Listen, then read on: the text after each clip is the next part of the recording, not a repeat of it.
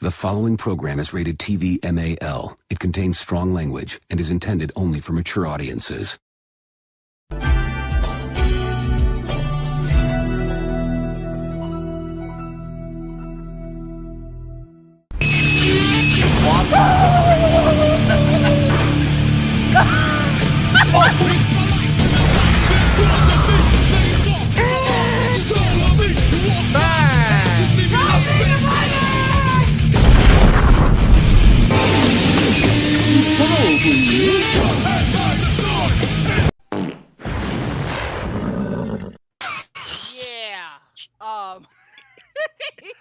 Well, you're ripping me off now. I don't know if I'll come. I don't know if I'll be ever to be back here again.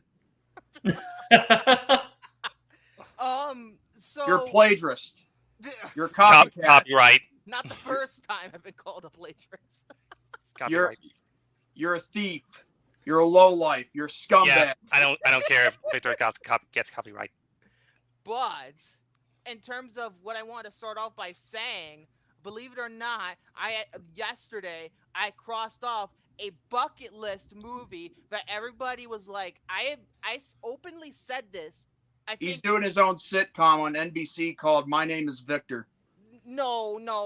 Sorry, Victor. I probably wouldn't make a lot of money if I did that. But in terms of what I'm gonna say here is that I think I said this either in the Uncle Buck episode last week or which, by the way, has gained over 300. I can't believe it's that doing that successful. That is no. Like, when I 300 plus. When I Uncle Buck of all movies. Out of all movies, Uncle Buck That's is one of the unbelievable. most successful. Out of all movies, and like literally to the point where I woke up on Wednesday morning and I saw that number. Like, yeah, it's like, is there something wrong? Is it gonna inflate down because you know how YouTube gets with the stupid algorithm? I'm just like, wow, I can't believe it actually stayed that and had that staying power. I'm surprised. Maybe Uncle Buck is like a more popular movie than I thought. Well, or maybe it's the fact that we're doing a good job, getting some people to watch. There could very well be that we're doing a good job. Yeah, it could play to different factors, Yeah, but I just wanted to say that. Or Hughes, or it could be just the fact that there could be a glitch in the system. Maybe, but it's a good glitch in our system. It's to our benefit. I know. I mean, Romy was okay. Let me tell you something about last week on Chilling with Jordy, episode 179. He was pretty much kind of confused. Like, how in God's earth we could get that so many views all in one night. Like, about 24 hours after that show, it was over about 200 views plus. Yeah. And now, earlier today, I think, maybe it was last night. I have the numbers. I think William said on the film forums that we gained over 300 plus views. 315 at the moment. Within a week. That's crazy. Over a week. 315. So... And like I said, it could be anything. It could be a glitch. It could be something wrong with the algorithm or maybe it's people watching the replay. The algorithm is going to benefit us now. I don't know. Or maybe it's people watching the replay, Could be. It could because we don't get that many people on here watching us live. Yeah. Well, but to be fair, though, we had some episodes where we gotten over like 15 plus viewers watching. So yeah, but that doesn't equate to how many we would get if we were to stay live and we'd still have that number like of how many people are watching. I mean, both is like for some odd reason they keep over 20 plus viewers and still keep going, and this like yesterday they actually had one of the biggest shows they could ever have, almost 3 hours, mind you, almost. They didn't get to hit the 3 hour mark yet, but yeah, and I think I said this to Romy, like, privately, where this was, like, in my mind, this is like the Return of the King of episode 88 trilogy, Yeah. What I mean by that is that we won't really one know. certain show is episode 80, and then we won't really know the whole story of how it happens. I mean, it could be people that are watching the replay. It could be a glitch, but at the end of the day, all it tells us is that we're doing fine. Successful. That's what it is. Oh yeah, we're not even to Thursday yet. Okay, I might have to explain that later in just a bit. But go ahead, keep talking, Victor. So, what else? So speaking of John Hughes, I finally managed to do the inevitable because I said I didn't watch this particular movie, and William in particular got very upset with me because of me not watching it. And I finally watched The Breakfast Club. I finally did. Out of all these years, 24 years. Yeah, 24 years it took me to watch The Breakfast Club. And I understand exactly why. Exactly why it's so beloved. It is so great. It is so great. It is an incredible movie, man. To me, I think I haven't seen everything John Hughes has done, but I think that might be the best one. That's the best thing he's ever done. And that's saying a lot because he's done Home Alone. He did Uncle Buck, which I love. Ferris Bueller's great too, but I think The Breakfast Club might. I still need to see The Breakfast Club and Ferris Bueller. I'm not alone. Jesus, at least I wasn't alone anyway. Hold on. I'm still never seen The Breakfast Club. Get this. I'm still never seen The Breakfast Club. Oh no. That reminds me of you two go and watch. I saw where Victor liked my review of The Rock on Letterboxd, and then I looked at my review and I'm like, I didn't proofread anything before then, and there was parts that made no sense, and I had to go back and edit it. And by the way, Jose, it didn't make so much sense to me later, but we'll get to that later. By the way, Jose, I still haven't seen The Breakfast Club. It's I hate. Excuse me. For hold on a second. Hold on. Let me do it in the quote unquote Peter Vo / Tommy Wiseau impression. I'm still never seen The Breakfast Club. Okay, so both of them have to go to grammar school. Okay. Breakfast School. Squirrel. I didn't like The Breakfast Club because it was too much talking and it was hard to see what's going on at night, even though it all takes place in the day. By the way, Jordy, I said grammar. Okay. Yeah, and then you said squirrel. To be fair, at least Peter Vogt isn't here.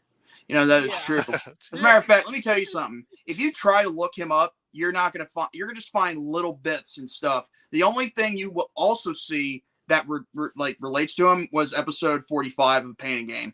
But everything else regarding him, Pain and Gain wasn't the only thing that exposed him. Nope. But yeah, I finally saw it. I'm happy for myself. Get the pat on the back. And I've been, I said this before I went on the air. I've been watching a lot of movies, including 2, which I'm going to review tonight, which are, one of them is for Victor, hold on a second. I haven't seen The Breakfast Club. It's that better. Is that better? Not it's that. Oh my, Jose! You're not supposed to capitalize "have it" because it's not the start of a sentence. So yeah, write that one down. No, you guys stop being mean to Jose. To be fair, wait, hold on. To be fairer, I've also made I'm just kidding. References than that. Yeah. No, Jose, it's not God's fault that you're stupid. Oh my gosh. This is the episode where we correct people in the chat. Yeah, exactly. Well, I'm the one who's the teacher. I'm the one. I remember I was watching Lunatic Dad, and he just tips a bowl over right in his son's face, and cereal gets on his face, and then the bowl breaks on the floor. He's like, "Am I joking?" And then, well, no, but GD, no, it's not God's fault that you're stupid. By the way, this is going to be an interesting episode because I'm actually ordering from Grubhub, not a sponsor. So we'll see when my Wendy's is going to show up sometime within this show. Wait, what is it? You're pointing at me. Am I seeing a difference in you? Where's your beard? I shaved it off last night. You did? Yeah, wow. I was shaving sometimes. After. I've seen him shave. Wow. I shaved it after, where it's like around, it was around like 7 or 8, but to be more precise, I was clean shaven last night in the call. I mean, to be fair, I think you look great on both. I don't mind either or. But, yeah. To be fair. Put a vote in the chat. What do I look better in, a beard or clean shaven? I'll let the audience decide. Me, personally, I will never fully shave my beard ever again. Why is that? Why? I do not like my baby face. Oh. Well, you don't like your baby face, but what is your I girlfriend? don't like my baby Oh, face. what's your I like face? my distinguished beard look. Okay, we hit the 10-minute mark. I might as well get this out of the way while I got a chance to, because a lot of people are probably wondering what am I about to talk about before we hit into our topics. Go ahead. It's not a very good topic to talk about, but then again, I got no choice but to address this. So basically, this past Thursday night on Rant Ray Podcast, episode 249, he was a guest, by the way, because again, Brandon was out sick, and basically we talked about a certain show that is never going to be mentioned on this program ever again, because we wanted to give our opinions of it, our take, our, what we think of it.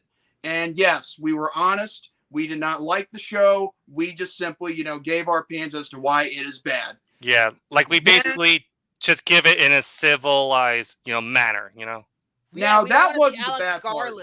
The opening discussion that me and William did on said show that will never be name drop again on the show, basically, that was a good segment.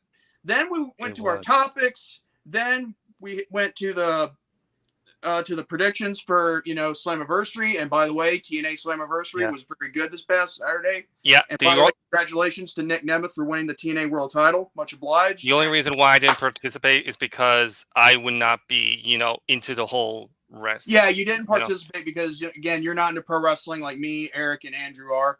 And then there was the thing with Cody Rhodes hating on a signing thing that the Young Bucks did. And then there was the discussion regarding Boogie 2988. And the thing is, now the discussion would have gone better, okay?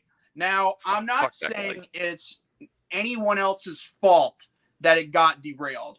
But I will say that what happened during the topic, even though I should have put other people backstage if they weren't going to add to the discussion, because I think William would have stayed, because I think he would have added more to his thoughts on it. Yeah, I mean, honestly, I would, because what happened, last Thursday, let's just say that I was like, so it was a disaster. Kind of like uncomfortable from what I was. Oh my God! I mean, part of me feels like it was a disaster, but then again, the thing is, this is what happened, and I need you guys to pay attention. Okay. Basically, what happened? Some dumbass troll went on to Eric's comment section, and on his channel, of course, made a stupid comment, bringing up past shit, like saying that we condone someone using the name breast cancer or making fun of someone that had breast cancer in the past, even though that is bullshit. Again, we don't condone that, and nor will we ever, and plus there is no proof that we condone it. So there we go. It's dumbass troll logic. Keep going over the same pattern. And Eric, being the sensitive guy that he is, I feel so bad for him. He went off the rail. Honestly, Jordy, I'm sorry. I really hate to cut you off, but when I was like hearing about all of this, even I feel so bad for Eric. Like even Jordy and I have to go into like the group chat that we mostly discuss in, and we basically tried our best just to like give him, professional advice and how to handle these type of trolls.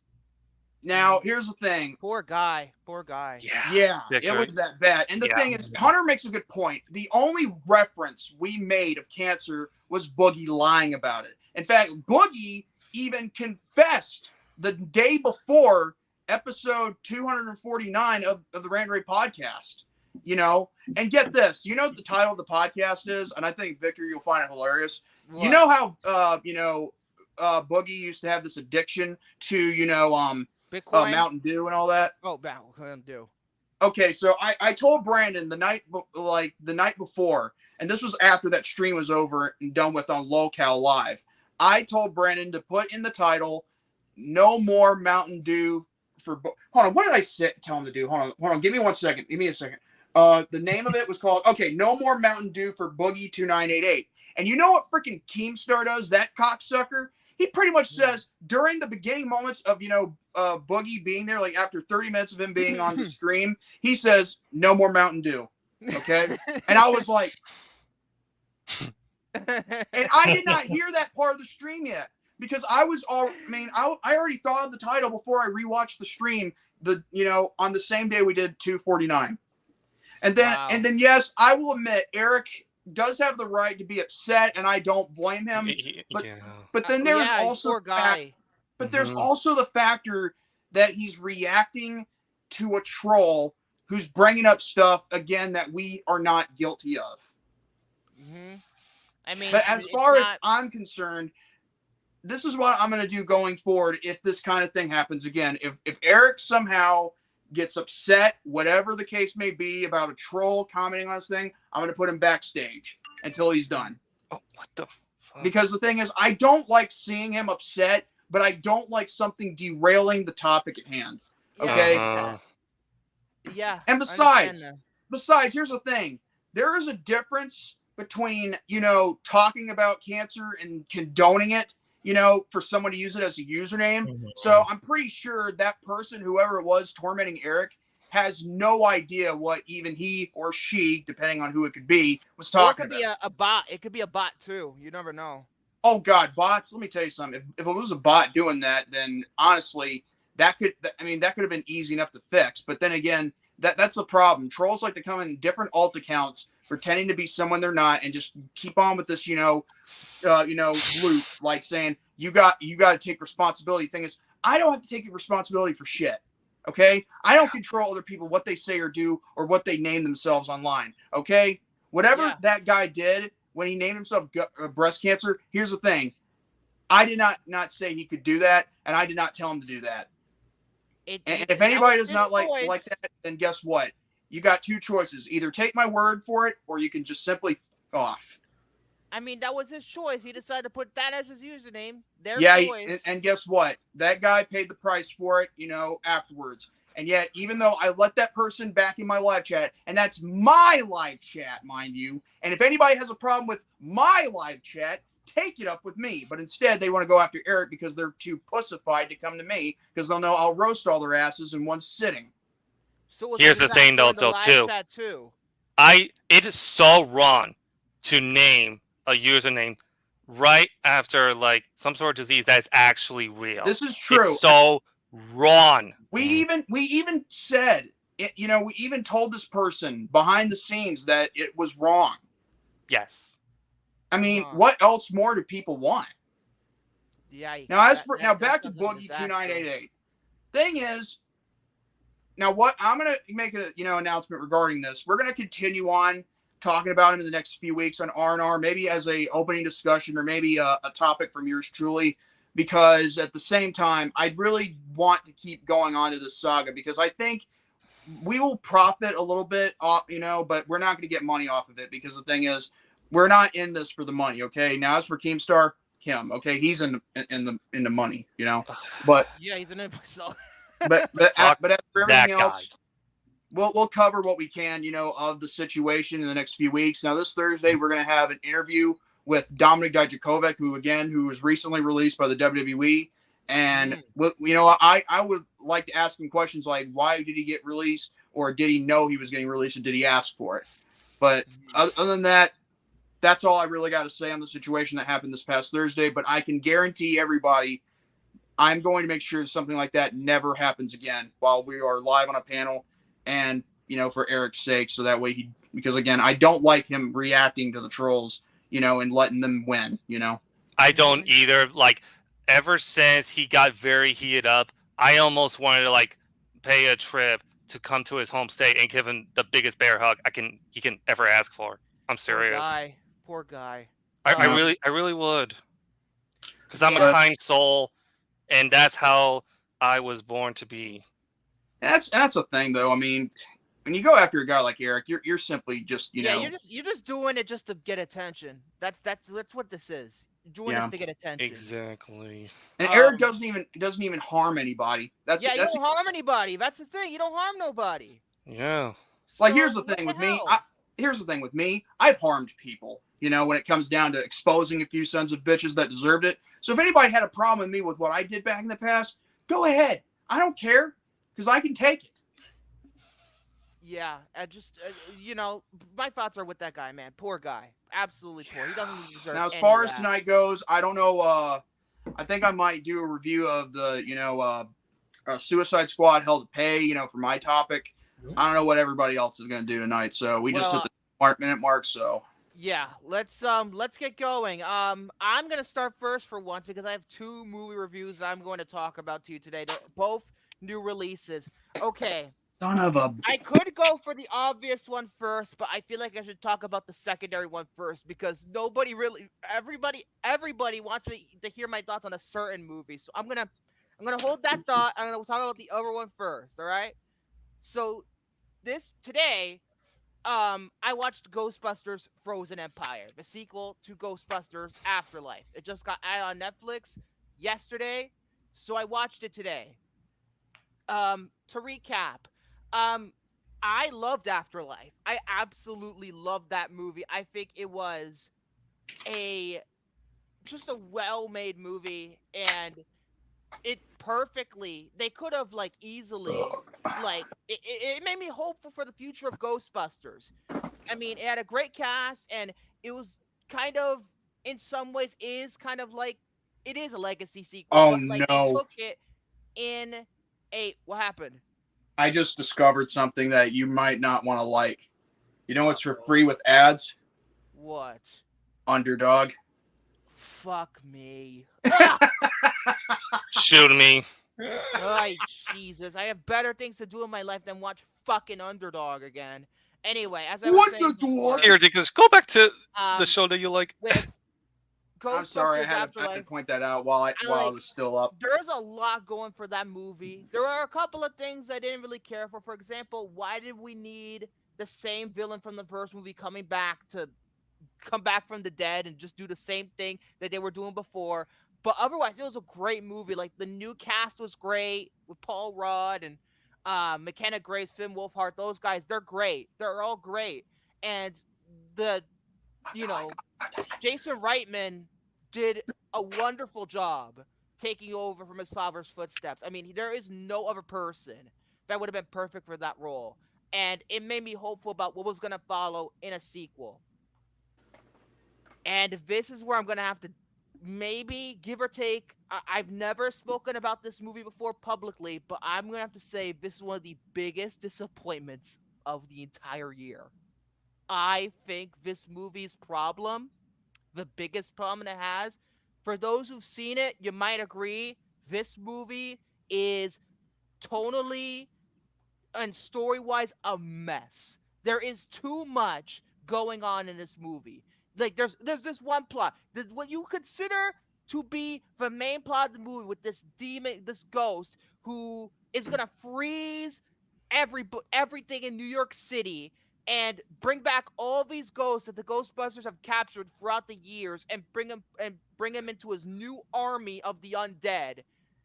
And then there's so many other different subplots at the same time that's going on. I'm just like, dude, just pick on what you want to focus on. There's too many storylines. There are too many storylines in this movie, and there are too many characters. Did we need to see Lucky and Podcast again? If they were cut out of the movie, they wouldn't have served they served no purpose in the actual movie. When they did serve purpose in Afterlife, they got pretty much nothing to do. It's like, and plus the fact that it made sense with Afterlife, because there's not that many characters in that movie, and they were in a small town. It made sense, but then now they're in New York. They poorly explain why the hell they're in New York. It's just too many stories. That's not even too many stories. Yeah, too many storylines. Too many stories. Storylines. I mean, and then we also got, Paul Rudd and Carrie Coon's characters. They're officially together, so Paul Rudd's technically part of the family now, and it's kind of one of these things where they're trying to adjust as a family to what's been going on, and the fact that they're Ghostbusters officially now in New York City, and the fact that Phoebe, Spangler's granddaughter, at one point, she gets by the mayor. The mayor comes back from, I think he was in both of them, right? The original two. I think it's the same mayor. he just doesn't. He thinks the Ghostbusters are all making a big mess and all this other stuff. He doesn't believe in the Ghostbusters. The fact that she's a minor trying to go bust ghosts doesn't help either. And she's trying to gain responsibility because this is what she wants to do. And it's one of those things where, and then there's this other storyline about Kumail Nanjiani might be like one of these guys who could actually save everybody from all this frozen shit. I'm just like, first of all, why is so many movies these days wasting Kumail Nanjiani? He's a funny guy. Eternals wasted him, and now this movie wasted him. Come on. I will say that he was with Internals. That's like one of my least favorites in the MCU. He's a really funny actor. Look at The Big Sick. I'm like, why are you using him in all these movies so poorly? I don't get it. And then the original Ghostbusters, the surviving Ghostbusters, they don't get that much to do. I think the most developed of the original Ghostbusters in this movie is obviously Winston.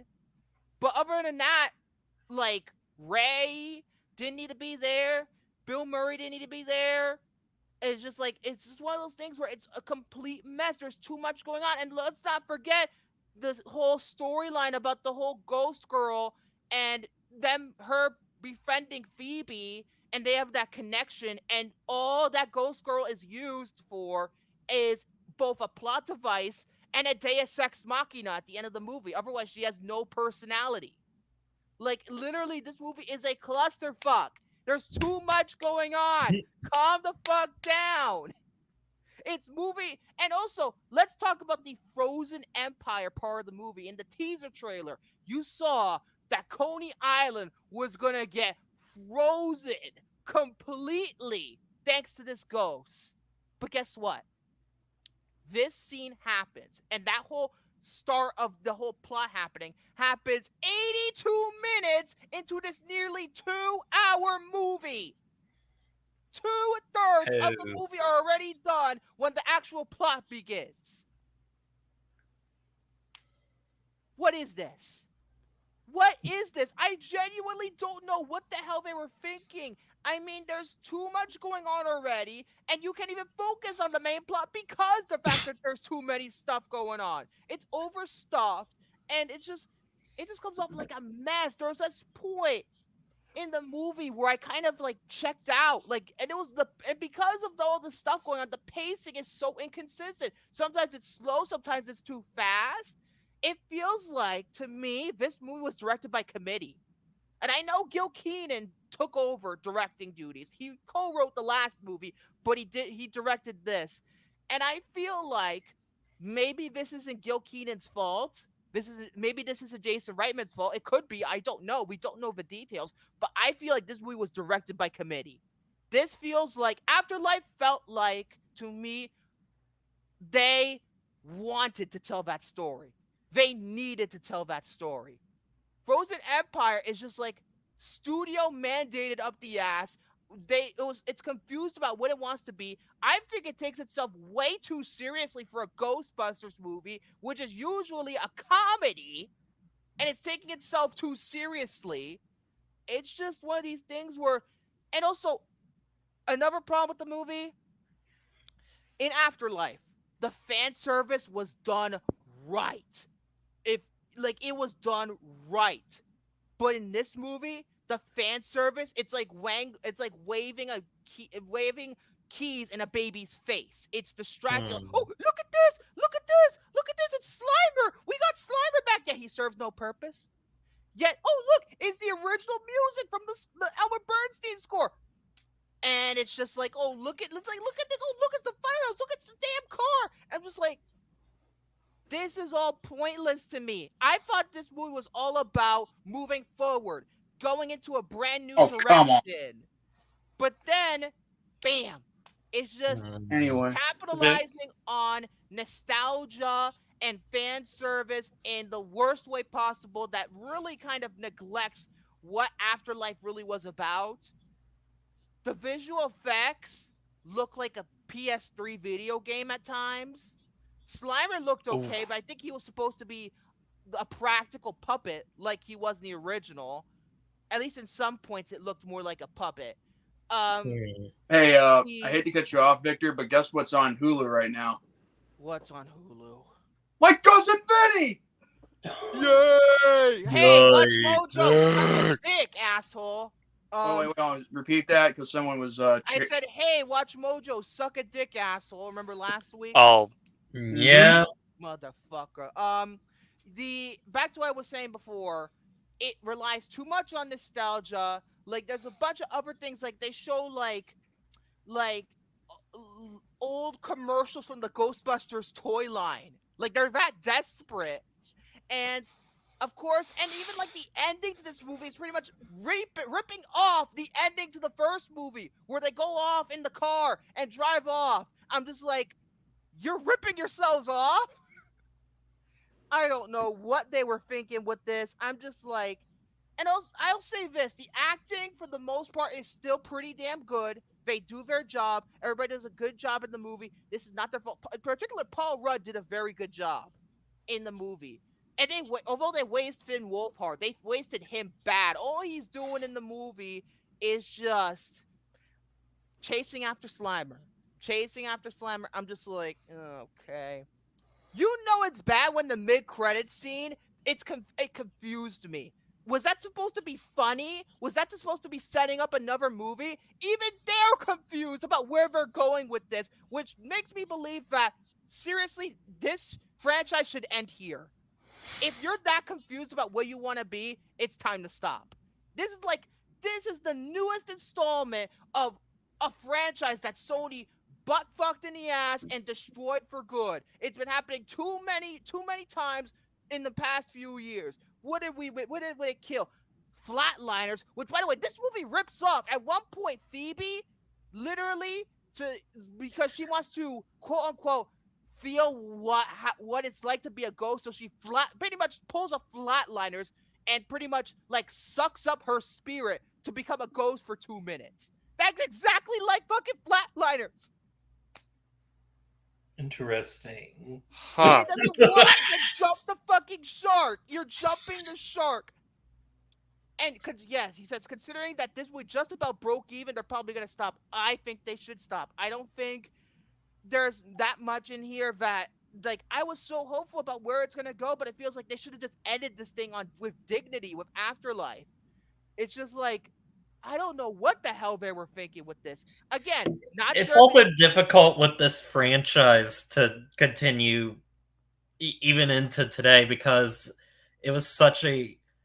It's different from like other franchises that are still like talked about today, and it's like they're still going on, but it's like Ghostbusters was such a 80s thing and kind of just stays in the 80s. Yeah, I mean, I say crossover with another Sony property next. Don't give them any ideas, Tyler, especially if they broke even. But in terms of like, I feel Ghostbusters versus Mythbusters. No. Oh, dear. I'll prove that ghosts aren't real. Are you wait? Are we going to go by with myth or meth? Methbusters. Methbusters. Or how about Ghostbusters versus Ghostbusters? Oh, jeez. But in terms of like other things that Sony's destroyed in the past couple of years, Men in Black is one of them with fucking Men in Black International. Nobody fucking likes that movie. Charlie's Angels, I don't need to get into that. Obviously, they destroyed that. Flatliners, they destroyed with that stupid remake. They destroyed Spider-Man way too many times, the most recent being Madam Web. And the only franchise that is successful enough to keep going and people like at this point is Bad Boys. Bad Boys Ride or Die was successful. It got good reviews. Probably because Bruckheimer had so much involvement in them, and he probably told Tom Rothman, don't mess with my shit. Because I feel like Tom Rothman messed with their shit. It's a great movie. They should have trusted Jason Reitman and Gil Keaton to continue this franchise moving forward. But they fucked up here. I didn't hate myself watching this. I've seen far worse. But to me, I was so looking forward to this. And also, let's not forget the botched marketing campaign. I already mentioned that whole Coney Island scene before, but they showed pretty much almost the entire third act in the teaser trailer. Almost the entire third act is in the teaser trailer. They spent almost the whole fucking movie in the first fucking trailer. The only logical next step is to send the Ghostbusters into Jumanji. Oh hell no! Especially after My that gosh. those fucking garbage Jumanji sequels. Speaking of which, that's another movie. That's another franchise Sony destroyed. I don't give a shit about everybody. Oh no, Jumanji, as it was actually the sequels were actually good. No, they were not. They were not good. Only the first one was good, and Sephora was great. With So Robin anyway, Williams. Yes, the one with Robin Williams. Yeah, And yeah, Kirsten I Dunst. agree. Don't mark on wood. But I agree with you 100% on that one. I mean, I don't think there should have never been any reboots or anything like Sephora that. was a perfect, as close to a continuation as we possibly got. And Sephora is a great movie too. Great movie. But it's one of those things. Oh, hold on, I'm getting called. Anywho, now he's gone. Okay, Jose says, by the way, Victor, good luck with the Garfield movie. I've seen it, and yeah, it's not that good. I don't really have too much of an interest. Yeah, you're not missing much, Jared. Okay, speaking of which, yeah, like this movie is a mess, and Madam Web, like that chick, Lucky, she has a bad year with Sony. I hope she doesn't become like the new Tom Holland, where Sony's gonna pretty much treat her as her puppet. Although you could argue they're doing that with Sydney Sweeney too, with the whole fucking Me Before You and Madam Web and Barbarella. I'm just like, oh jeez. But like this movie is a mess. I wish it was better, but it just wasn't that way. I'm gonna give it a 2 out of 5. I'm sorry. This is one of the biggest disappointments in a very long time. Might as well, because they don't know how to treat live action Spidey right at this point. They just don't. And especially considering Spider-Man 4 has been in development hell for God knows how long at this point. It's just, oh, not Me Before You, anyone but you. Why did I think of Me Before You? That's the one with Emilia Clarke, you fucking idiot. With the guy in the fucking wheelchair, you. Yeah, Sam Claflin. I'm an idiot. Excuse me. Anyway, 2 out of 5. All right, let's get to the one everybody wants to talk about. Yay! I finally did it. Yay. I watched Kingdom of the Planet of the Apes. Yay! This was my most anticipated movie of the entire year. I had a lot of expectations. And after watching the Maze Runner trilogy, I had faith in Wes Ball as a director. I did. Because those movies do not get enough credit that they deserve. It proved to me that he could handle this franchise. And I think for the most part, he did. I think this is a great movie. It's by far and away the weakest of the reboot quadrilogy at this point.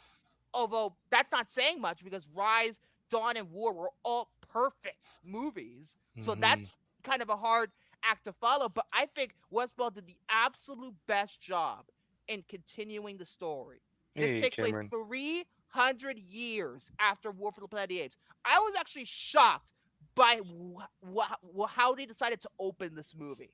They opened with Caesar's funeral, which I was not expecting at all. Yeah. At all. You even saw Maurice and Rocket there. Like, oh my god. Man, wait. I almost teared up. A lot of people are saying write that down. Like, what happened? Because I fixed up Me Before You with Anyone But You. I mixed them up. Yeah, I almost teared up during that. Well, in that case, write that down. But yeah, it's one of those things where as I was saying, with the Caesar's funeral scene, and they even brought back Michael Giacchino's music, and he didn't even compose this movie. And they brought back the music. I instantly recognized the theme right away because I rewatched all of them in preparation for this.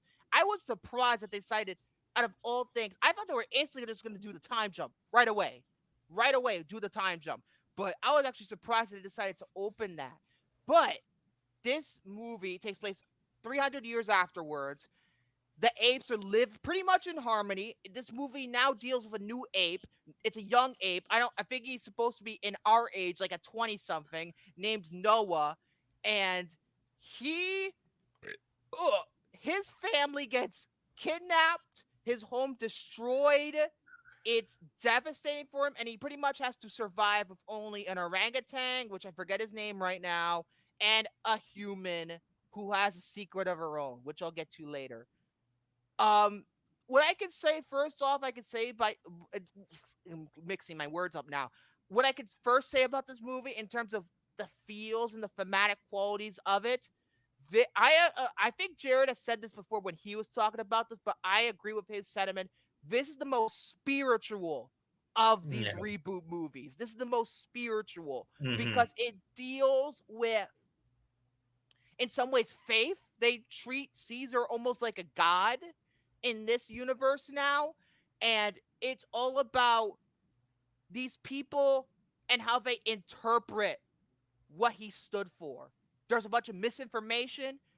Some apes know what he stood for, others don't, and they mix up his words, which is very relevant to today's society.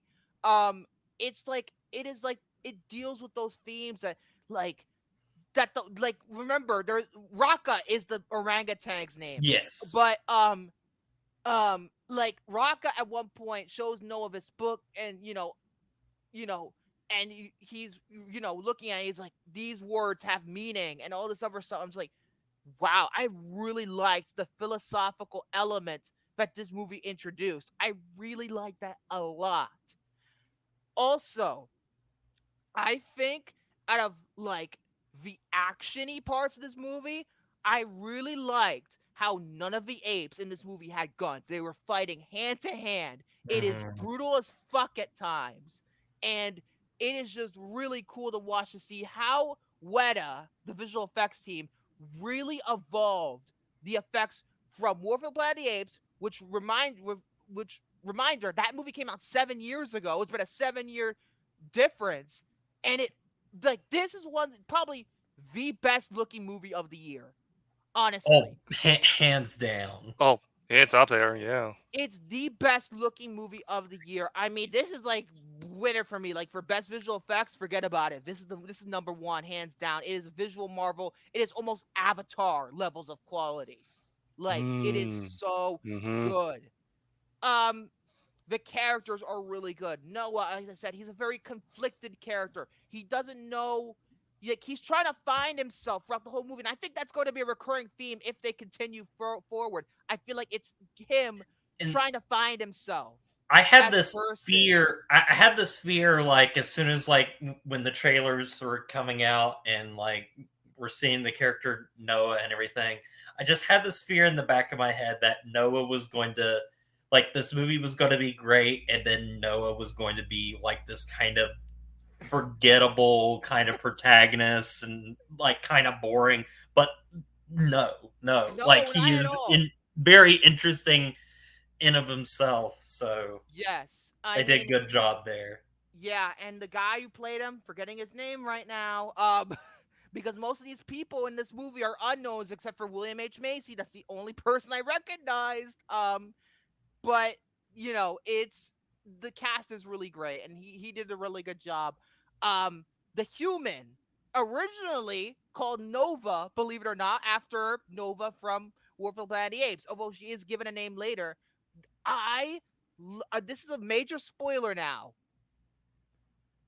When she speaks, it is a reversal of War for the Planet of the Apes. I love that, because remember, in War for the Planet of the Apes, almost nobody in that movie, like, the virus is affecting everybody to the point where people can't speak. They even say this in the opening text crawl of this movie. But then when she shouts, Noah! I'm just like, you could fucking hear a pin drop. I was like, oh shit. I'm like, they don't explain how she could speak, but I really want to know in a future movie, how is this possible? Like, this is crazy, game-changing stuff right here. And it's only a reversal of War for the Planet of the Apes in that regard. And it's just like, and plus, she's a badass. That's what I could say about her character overall. Which I like this. No, go ahead. I forgot to mention her name. Her official name is May, but keep going. Well, I was gonna say, I like this idea in this reversal that the humans, like, apes started rising up and everything, and the humans started de-evolving, but the idea that maybe the humans can evolve back. Yeah, like, they could, like, climb up. Well. Let me ask. further. You You know, said Jerry. something about May. How's it spelled again? M-A-E. Okay. Not May, the other May. I know that. Okay, so let's get this straight. So that's also a Japanese/Chinese name. What about Waverly? Oh dear, Waverly. There's I nobody Yeah, named knew you would make that. Waverly in this movie. I knew you Hold would on, make that joke. wait. Hold on. Waverly. I called it. Raka, he is so good. He might be my favorite character in the movie. He might be. Especially like the stuff that he was teaching Noah. I love that damn character. And then his sacrifice. Oh Yeah. damn. He's so good. But the best performance overall, by far and away, it's fucking Kimi as Dude, I'm telling you, like, as soon as he appeared on screen, I was like, okay, With that he should being probably said, be the I perfect love guy the performance. to be Genin. I love that performance. He's fucking outstanding, but at the same time, this character also fucking disappoints me. He doesn't get that much to do, and he gets killed off in a fucking easy fashion. That's too easy. For how you're building him up, the way you killed him off was so all you have to go is and keep going, and the eagles will bite him and fall him, pretty much make him drown and fall into the waterfall. I'm just like, that's too easy. Well, to be Yeah, fair, it wasn't like the eagles that killed him. It was the impact from that fall, you know? So I think he's by far and away the weakest villain we've had in the reboot franchise so far because there was so much wasted potential with him. I feel like the Colonel is just gonna always be the best to me because Woody Harrelson, my God, he was fucking amazing in War for the Planet of the Apes. He was fucking amazing. Koba comes a close second, but the Colonel, oh my God. But the performance really was great. William H. Macy, I mean, I liked his acting, but the character he was maybe my least favorite. He's the weakest thing in the movie. He's one of the weakest characters in the movie. Like, I don't know. But yeah, like I love the themes of the spiritual quality of what Caesar has done. I like how there's hope that humans could evolve, and it leads to a potential, like, it questions whether or not truly apes and humans could truly live together again, and it really tackles that, and I really like that idea. And it's just like, and the action is so good. One of my only issues, I love like pretty much like 95% of the movie. However, I feel like it could have been cut down a little bit. It's a little too long. It's still like, I felt like for the first like hour and 30 minutes, it was perfectly paced. But then when it got to the camp with Proxima Caesar kind of reigns, it kind of dragged on a little bit too long. So it was a little too long, but I really liked it. Also, I wasn't exactly keen on the, like, in terms of like some of the things in the ending. I wasn't too crazy about. Like, I don't like how uncertain the ending is. How uncertain it is. I guess it wasn't the uncertainty, but like I was confused on like the implications that it was trying to make. So like it was the one part where I'm like, I don't know if what this exactly lands for me, which is why I haven't given it a 9 like, for example, I could talk about how in certain things with the endings, like if they just like I like the part where May goes to the humans. I like that part. That part shouldn't be changed. I like that part significantly. That's really cool shit. It gives hope that these humans have a possibility that they can live in this world again.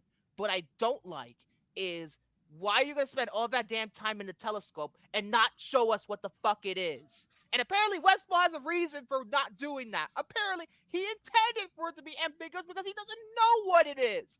If you now know what it is, why are you gonna show it? What have I always said about ambiguity? What have I always said? Can anybody state correctly what I've always said about ambiguity? If anybody remembers, I'll give anybody a second about how I feel about ambiguity. But like, to me, it felt like it was doing too much. The ending was doing too much. Or like in terms of the ending to the first two of the Rise and Rise and Dawn. Sure, they felt like they were setting up another film, but it was clear about where they were going. This feels too unclear to me. It feels too unclear. It's too muddled. It's just one of these things where there's too many questions, not enough answers. But it didn't destroy my overall enjoyment of the movie at all, though. It didn't destroy it. But it's just one of those things where the reason why also I'm worried about that is because Wes Ball's doing a Legend of Zelda movie. And he's probably going to do that next. So it's going to be a very long wait. That's why I don't like the uncertainty of it. We could wait fucking 5 years for the next one. So hopefully it's just like 3. But still, that's too long for me. That's not compared to the last 3. I feel like Rise of the Planet of the Apes ended pretty hopefully if you don't take the mid-credit scene into account. It's a pretty hopeful ending. But it's one of those things where, I like that aspect of the ending, that it was hope. There's hope with the humans and stuff. I like that part. But I just don't know where they're going with this. Look what Tyler put. Watching the telescope is pointing at a Taco Bell. Oh my god. Some people said the rumors about what's in the telescope is actually like they're actually not on Earth, which that's a stupid thing to me. I think they're still on Earth. They're fucking stadiums there. How the fuck is it not Earth? If they're doing it's literally they're still in the San Francisco area. And also, how are they going to contact? How did they contact fucking North fucking Dakota or whatever at the end with the humans? I'm like, how the fuck did you contact them if they're in a different planet? Because the satellites, I don't think would beam too far. But it's that, I just don't like how uncertain it is, especially considering it's going to probably be a long way. The score, even though they brought back some of Michael Giacchino's themes, it definitely wasn't up to par with me because Giacchino just fucking knocked it out of the park. What's his name? John Pisano, I believe that's his name, who composed the Maze Runner movies, and the Maze Runner scores are all fantastic. With this one, it just felt like kind of unmemorable to me, but still, I love the film regardless. I think it's a really great film. It's really well made. It's the best opportunity going forward about where they're going to do. I can't wait to see what happens next. Maybe once a sequel comes out, my gripes with the ending will go away. But for now, I'm going to give it a 4.5 out of 5. This is a great fucking movie. This is like, I'm surprised Doom Part 2 is still my number 1. I thought this was going to fucking beat the shit out of Doom Part 2, but I'm surprised that had more, even though that one ended on a fucking cliffhanger, that still gave you more fucking closure than this movie does. But I still love the movie, regardless. I still love it. I mean, is there anything else that I'm missing here in terms of, like, I'm trying to remember my thoughts on the movie, like, overall, like, stuff that I'm thinking about it. I love that the thing that they're trying to, that there's a fucking underground silo in the middle of this fucking beach, and what it entails. It's just so interesting, and just like, I also don't like what they did with May, making her betray everybody like that. I don't know. I don't like that either. I'm just like, come on. You were such a great character. You're going to betray him because the humans and all that stuff. And just like, I get it. She's supposed to be a complex character, but it feels like for what they were trying to do with her character, like the transformation and growth, it feels like a little out of left field. It did feel kind of out of left field for me. But otherwise, I love the movie. Don't get me wrong. I fucking love the movie. So it's a 4.5. It's one of the best films of the year. She was fed up with this world. Okay, that's one way to put it. But that's it. That's all my reviews. Next week I do have a package coming in the mail, so I'll probably show off what I got in terms of movies I got next week. But for now, I'm gonna pass it off to William. That's it for me. I'm done. I want to eat my fucking Wendy's. All right, I'm all caught up with the comments. Here we go. Oh boy, what do I have in store for you all? Well, do you remember that time where I went over my movie ticket stubs? Yes. Well, since Jared is here, I figured, hey, might as well show off some of the movie tickets that I've collected. I'm excited. So, the last time I've done this was actually around I want to say the Free Willy episode, and it was roughly around. It was like one of two topics that I've actually done. So hey, might as well get started, shall we? Now this first one is a movie that. Oh, there you are, Victor. It's a movie that I actually went to a different theater to see this movie because we have like this vacation home right over an hour away from my house, and that would be Ambulance. That's a great fucking movie. That's one of Michael Bay's best, honestly. Which is funny. We're going to talk about Michael Bay later. Exactly. We'll get to that. But I just love the drone shots that were taking place during those action scenes. It looks incredible. And to think that... And nobody has been able to replicate that in terms of drone shots in movies. Nobody's been able to replicate that. No. Like, nobody. Incredible. And Jake Gyllenhaal is great in the movie. All right. Next one. Okay. This one isn't great at all. Yeah, it's for Alien Covenant.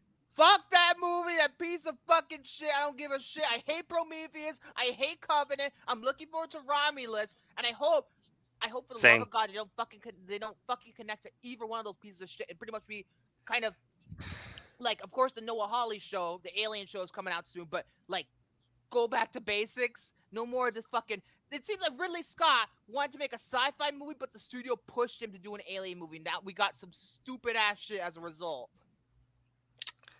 And I will never forget this line. I'll do the fingering. Oh, God. Oh. What is this? It's like a porno line?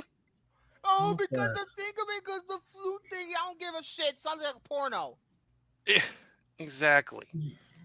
That really took me out of the movie. And the fact that David created the xenomorph fucked me in the ass. That's a fucking terrible reveal at the end of that movie. Oh.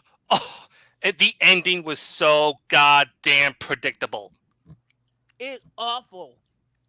It was. And like, especially with the xenomorph going out of daylight, it looks so bad. And then let's get a Ripley wannabe to be kind of the main character of this movie. Other than Michael Fassbender. And I almost care none of the characters in this movie. And especially with some of these dumb decisions. Especially with the one girl that just blew up the spaceship on the planet. I thought Prometheus had bad decisions. Oh no. They make the characters so dumb. They look like those from Dexter's Laboratory. Oh my god. Awful. Next one. Okay. It says Spider-Man 5, but this is for Homecoming. Spider-Man 5. I love that it says Spider-Man 5. I love it how the 6th movie, not the 5th, and also is the MCU, so it's completely different. Like I theater, write that one down, theater. You know what you should have said? Spidey Homecoming. Ew. But anyways, great movie, but I prefer No Way Home though. I prefer Far From Home. Far From Home is the best one. That's a great one. I will never forget, especially with the illusion scene that Mysterio did. That was incredible. Another great Jake Gyllenhaal performance. Well, speaking of the MCU, I have some more. Black Panther. Just for the first one? Yes. Yeah, it's a great movie. Bad visual effects at the end, though. Good lord. It's the visual effects that looked like something out of the original Xbox game. That fucking fight scene looked like an Xbox game. Those poor visual effects artists are worked hard. But all the deadlines. Oh, that's right. I remember this. It's one of the best theater experiences I've ever had. The Force Awakens in 3D. Brilliant. Brilliant film. I will never forget. Everyone in the theater was like, "Boa!" Like when Star Wars just popped up, and I was just like, I wanted to start a cheer, but I couldn't do it. I almost wanted to get up and then hopefully I'll get a big boner. Ew! Too much information. Sorry. Now we got Ooh. some more superhero films. Here we go. Here we go. Here we go. Count them Deadpool. up. Count them up. First Deadpool, great movie. Second Deadpool, great movie. Third one, I could give less than a fuck about right now because the MCU is come getting me fucking on. fatigued. Come on. You Maybe I gotta watch love the Hugh Jackman Deadpool- as What Wolverine. about I Once watched Upon the- a Deadpool? Once Once upon upon a a Deadpool, who gives a fuck about that? Whoa, Peter? oh, I forgot about that existed. Did it come out in theaters? Yes, It it did. Limited release, but it did. I forgot about that. Was it the one version With they had Fred to? Savage. It was with Fred Savage. He was like, Oh, that's telling of a right. story like in The Princess Bride. Didn't they dub the MPAA rating down to a PG-13 or something? Apparently, Yeah. it was just Deadpool 2, but they edited a lot of the profanity out and the gore. Oh my gosh, why? I don't know. Ask Fox. I don't know what they were doing with that. Okay, let me see here. Oh, okay. This is a very good one. The Imitation Game. I've never seen that. But Yeah, I apparently haven't it's seen very that good. either. Now this is one. Actually, my mom wanted to see this one too because she actually loved movies based on true stories, and I haven't seen this movie in a very long time, so I might as well just give it a rewatch because I love the Intimidation Game, and Benedict Cumberbatch in that movie Yeah, Benedict is Cumberbatch. He's great. incredible, Yeah. and he's one of my favorite actors. So, oh, Victor, you're gonna love this one. Is that supposed to be sarcastic? Yay! I will applaud you at the same time. Why'd you watch -1 minus color first? The color version is the ultimate version. Even the director said that. You know, although to be fair though, time was like right at the essence, and I didn't have like that much time just to see the colorized version, but seeing Godzilla -1 in black and white was an experience. Well, -1 minus color, that's the official title. But and by the way, fuck you, Toho. Enough said. Yeah, fuck you, Toho, you piece of shit. You fucking ruining the physical media. Oh, because we're gonna do the special features, but you can't watch them because we're not gonna fucking subtitle them. They're all in damn Japanese. We're gonna give you a book that's all in Japanese. Toho, you're a piece of shit. Criterion, just fucking save them, please. Thank you. Now, especially you, Victor, you're gonna be happy to see this one. Okay. Endgame. The best movie of the past decade. The greatest movie experience I have ever had in any theater. Period. Dude, I'm telling you, there were so many moments in that movie where I wanted to geek out so much in that theater. Well, my audience fucking lost it. I think I've mentioned that story before. My audience fucking lost it Same several here. times. Same here. Let's just say this. You know you did. You know you. The hype was real when the fucking people in the theater lost it when the title card comes on. I'll just say this. Mjolnir. And also, let's face it. Not even that. Once you hear those 3 words on your left, from that point forward, my audience lost their fucking minds, and I lost my fucking mind. I lost my fucking marbles. I had to pull, and I needed to really piss during that moment in the movie. But, I gotta hold it in. I gotta make sure I finish this movie before I can piss, because it's a 3-hour movie. I'm like, I am not gonna piss in my pants. I am not gonna go use the bathroom. And then look at that. That moment is movie magic right there. The third act of this movie is fucking the best thing. The best finish to any movie, period. And that includes my favorite movie, Jerry Maguire. I agree with you 100%. And it is the point of no return for the MCU. It is the best movie in the MCU. It's the best movie they're ever going to fucking make, so why even try? Iron Man. I mean, it is fucking brilliant. They are not going to top this. They're not going Nope. No, they're not. Impossible. No, it's not impossible. even like the upcoming Avengers movie can top this. I'm sorry. Everybody's like, oh, the Russos are coming back. They're gonna be just as good. Okay. Like, yeah, but at the same time, let's face it, folks. Before everybody rocks their socks. Oh yes, the Russos came back. Let's look at their movies that they made after Endgame. The Gray Man. Cherry and the Gray Man. Both of them apparently are not very good. That apparently, from what I've heard, the Grayman Apparently especially not is very boring. good, so that gets me a little concerned. I just feel like, and plus, even if it's good, it's not gonna be as good as Endgame. Hell no, it's just not.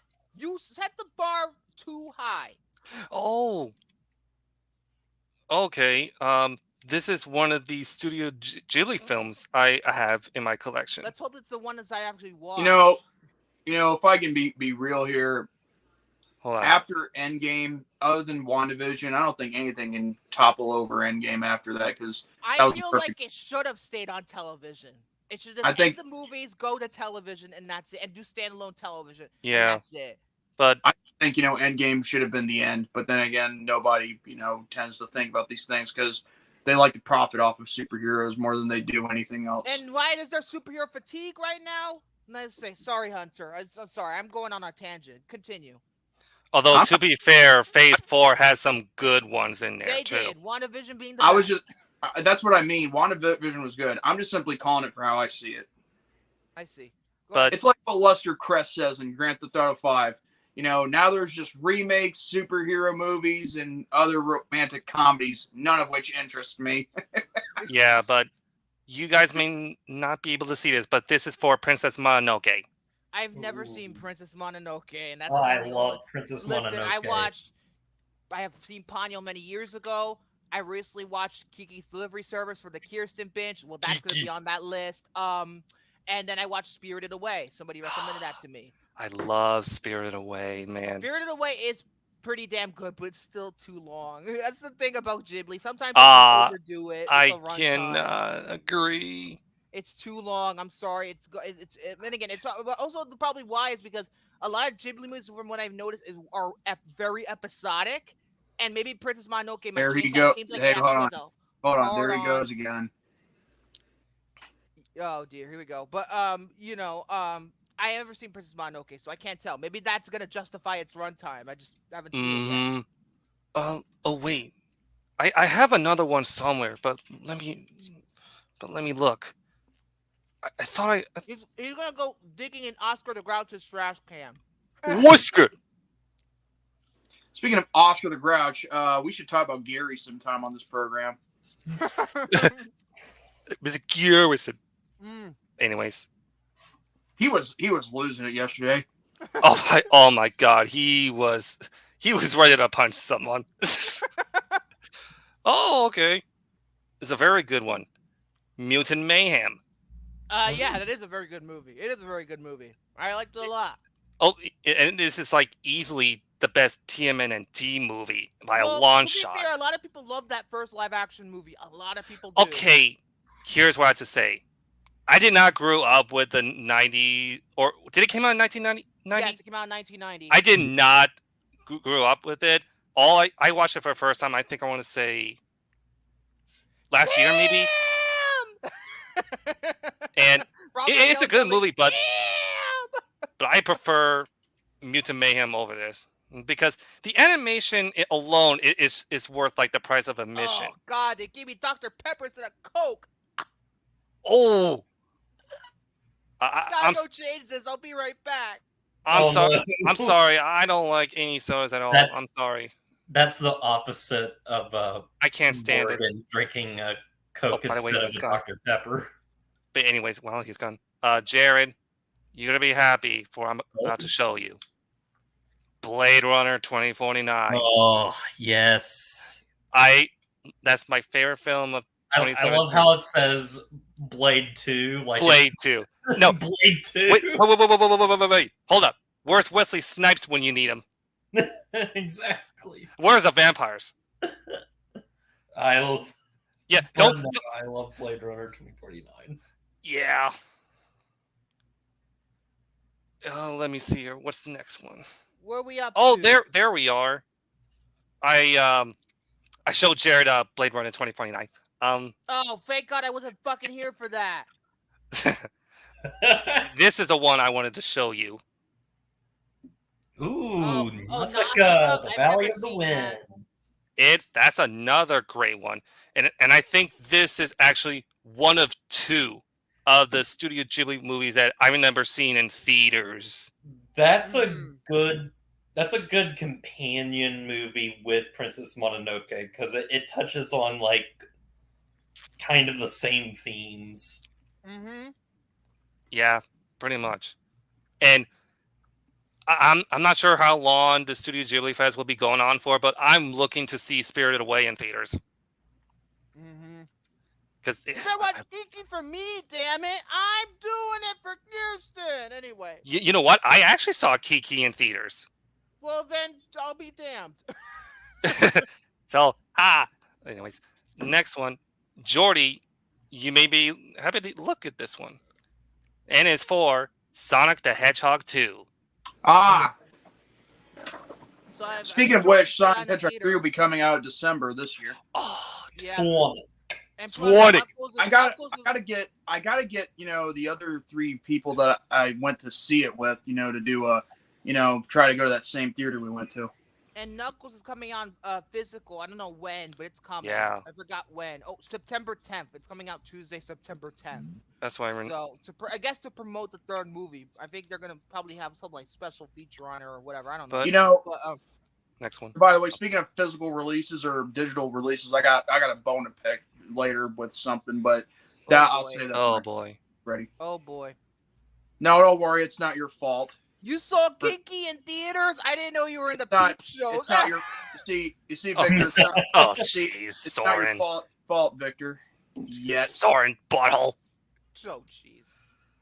The next one. This is a movie. Back in 2015, I will never understand why this actor got any Oscar recognition.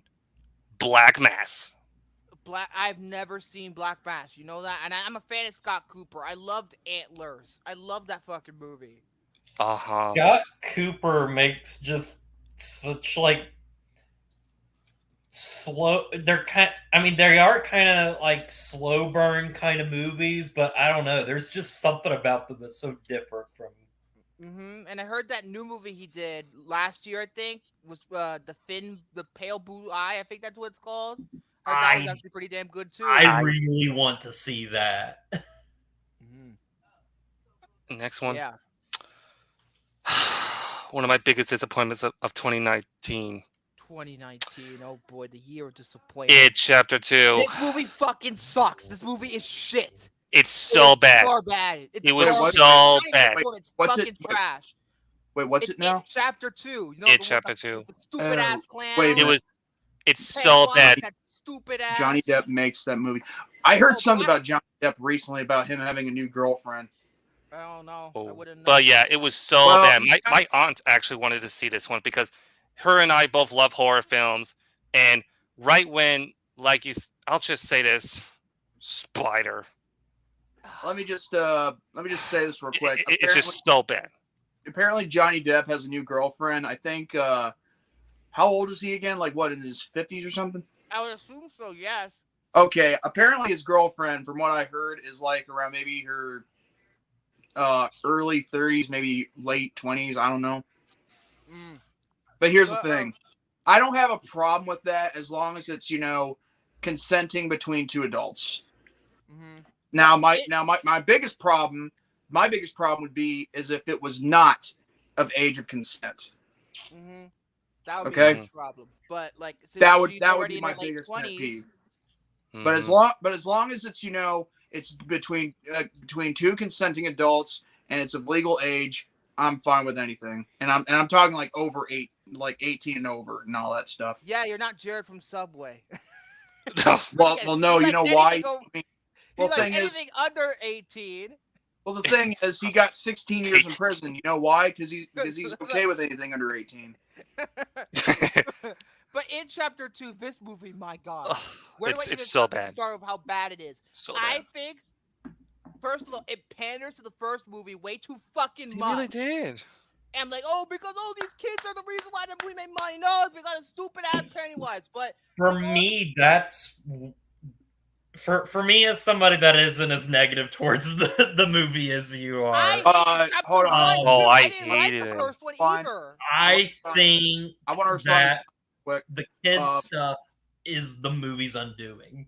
I want to respond to this comment real quick. I think she is good. I mean, the thing is, I think he deserves someone good, after that whole Amber Turd bullshit, But as in chapter 2, So they're just bad. pandering to that movie, and also I feel like in terms of some of the castings was questionable. James McAvoy did a pretty okay job. Jessica Chastain was miscast. Bill Hader was fucking annoying. Oh, Bill Hader. And I love Bill Hader, but why the fuck was Richie like that? I don't know. Irritating. He annoyed the shit out of me. And then those other two, which I don't even remember. One was the fucking Old Spice guy for some reason in this fucking movie. And can we also talk about like how the visual effects look like Jello? Andy Muschietti always has this fucking issue with bad visual effects in every single one of his movies. Mama, these two movies, The Flash. He just has a bad habit with horrible visual effects and getting away with it. He probably got I'm scared about Brave and the Bold now. Why the fuck is he being allowed to do another DC movie after The Flash was such a big fat fucking failure? He probably needs to, has a GPA of below 3.0 in visual effects storytelling. And also, let's not forget, we need to believe. Oh yeah, with that bullshit. That bullshit. Moving on. Fuck that movie, piece of shit. Next one, Victor. I want to hear what you have to say about this one. Which controversy is this? The new one. Haven't seen it. Did your family see it? They did. They said it was okay. Yeah. Okay, here's what I have to say. I didn't hate this movie, but I felt like it was why make a new adaptation when I much rather watch the 2003. And in 2003, I didn't consider that movie all that great. It had a lot going for it, but then they tried to make it a stupid ass comedy instead of an actual scary movie. Yeah, that's the biggest problem I had with the remake. The comedy is so, and I mean it's so present in hit and both miss. versions. Apparently, it's present in both versions, so they really need to tone it down.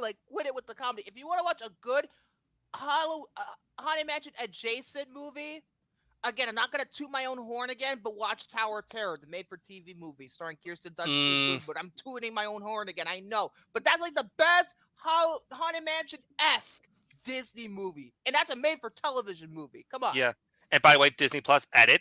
Add it. Thank you. Yep. All right, next one. Let's see here. Ooh, this is a very good one. Very good. Detroit. That is one of the few Catherine Bigelow movies I haven't seen. I love Detroit, man. I heard that Will Poulter's a fucking monster in it, though. You haven't seen shit with his performance. And I felt like I was about to have a heart attack when watching that sequence. I thought it was a dick in the first Maze. When I first watched that movie and everything, it's I knew what it was about, obviously, but I didn't know that it focused specifically on a singular event. And then the entire second act of that movie is one setting. And it's just, it's so amazing. Oh my God. When I was sitting there in the theater with one of my best friends during the mid-act, I was like, holy shit. Yeah. It was tension-filled, right, Jared? From beginning to end. Yeah, I just want to freaking love real fast, in terms of other news going around. Ike Perlmutter has now sold his entire Disney stake. Fuck Ike Perlmutter. You almost ruined the MCU, and literally you're gone from it now. Fuck Ike Perlmutter, that piece of shit. Man. He almost didn't want Black Panther to get made. He's one of those guys. Wow. Piece of shit. And he almost forced influence on Feige before he did, we're making a TV show, and it got canceled for only one season. Hey, Victor. Hate to cut you off. Something came up on Deadline.com. Ike Perlmutter. I'm already talking about Ike Perlmutter. Yeah, he's disgusting. He's a piece of garbage. He deserves to sell his fucking stock. He almost ruined Marvel. He almost did. The fucking sexist. I just think that's kind of weird. I mean, I was watching something. I didn't know you were talking about it. Oh, okay, I understand. But yeah, Paul Mutter, he's a piece of shit. He's But terrible. next one. We almost didn't want Black Panther to get made Hold because up, the character was William. black. Oh, there you go. What? Go ahead. You said something about Black Panther and whatnot. Oh yeah, that he didn't want Black Panther to get made because the character was black. Fuck that guy, racist. Yeah, but the next ticket I have Fuck that guy. is for the finest hours.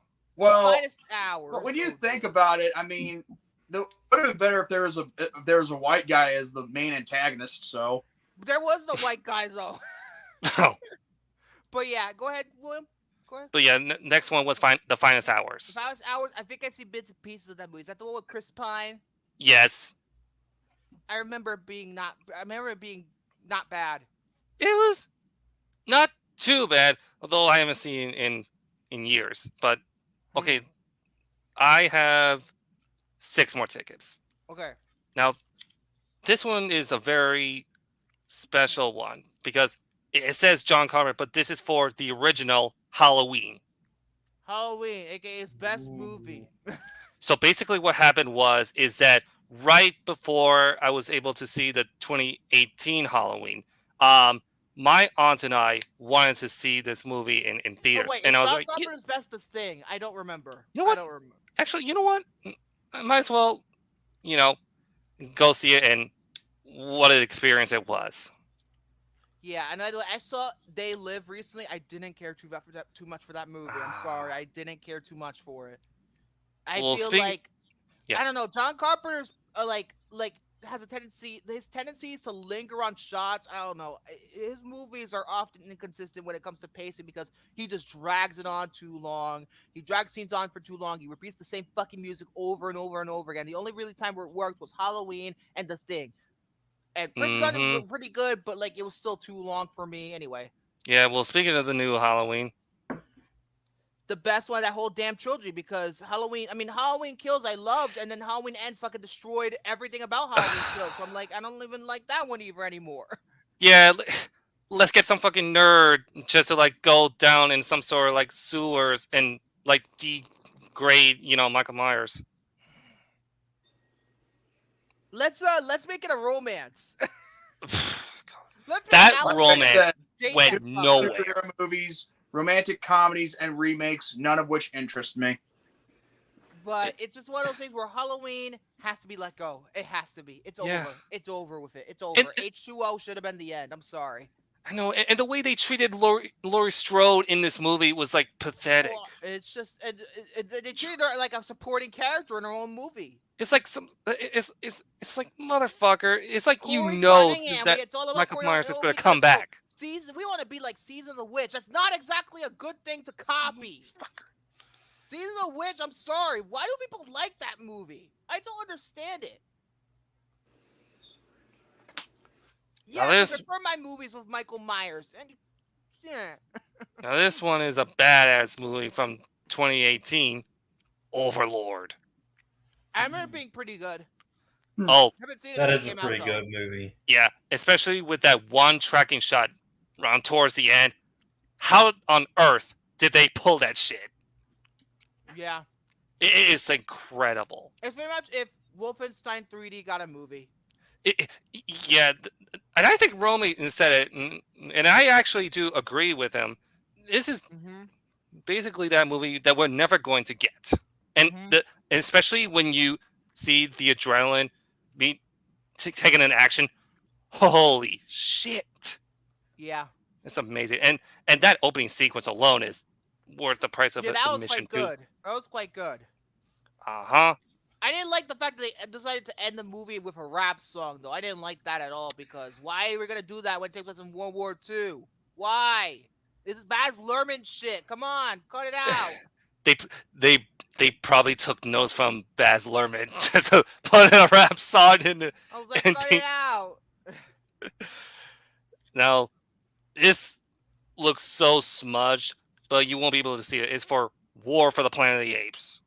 Brilliant, the best of the reboot quadrilogy now. Now this last one.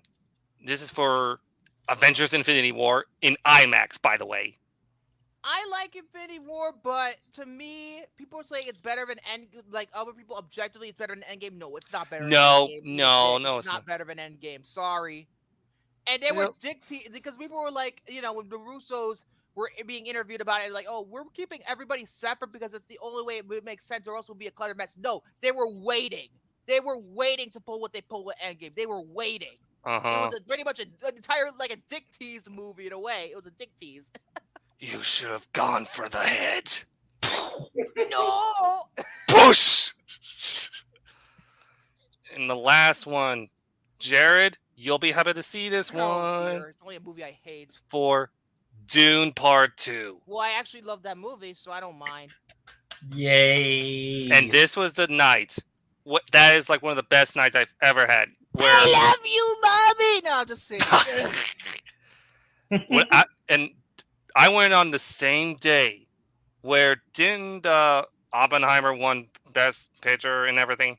Yeah, and that was, yeah. I will never forget. That was like one of the best nights I've had too, and I was able to reunite with two of my best friends I haven't seen in a year. And my God, that was an amazing night. Seriously. Just watching Dune Part 2 again in Dolby Cinema was amazing. Yeah, I thought it was a great movie. It's really so far the best film of the year. So Hell far, yeah. I feel like something's gonna top it eventually, I think. But who knows? It's kind of one of those things where it's kind of the message of the movie, the overall message needed to be heard, especially at this time. It needed to be heard.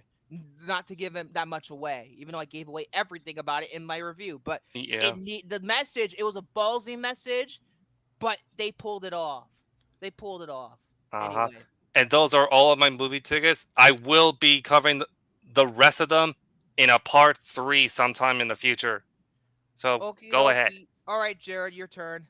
Okay, so I'll go over some quick things before I get into my 2 movie reviews that I have. First off, drive my car.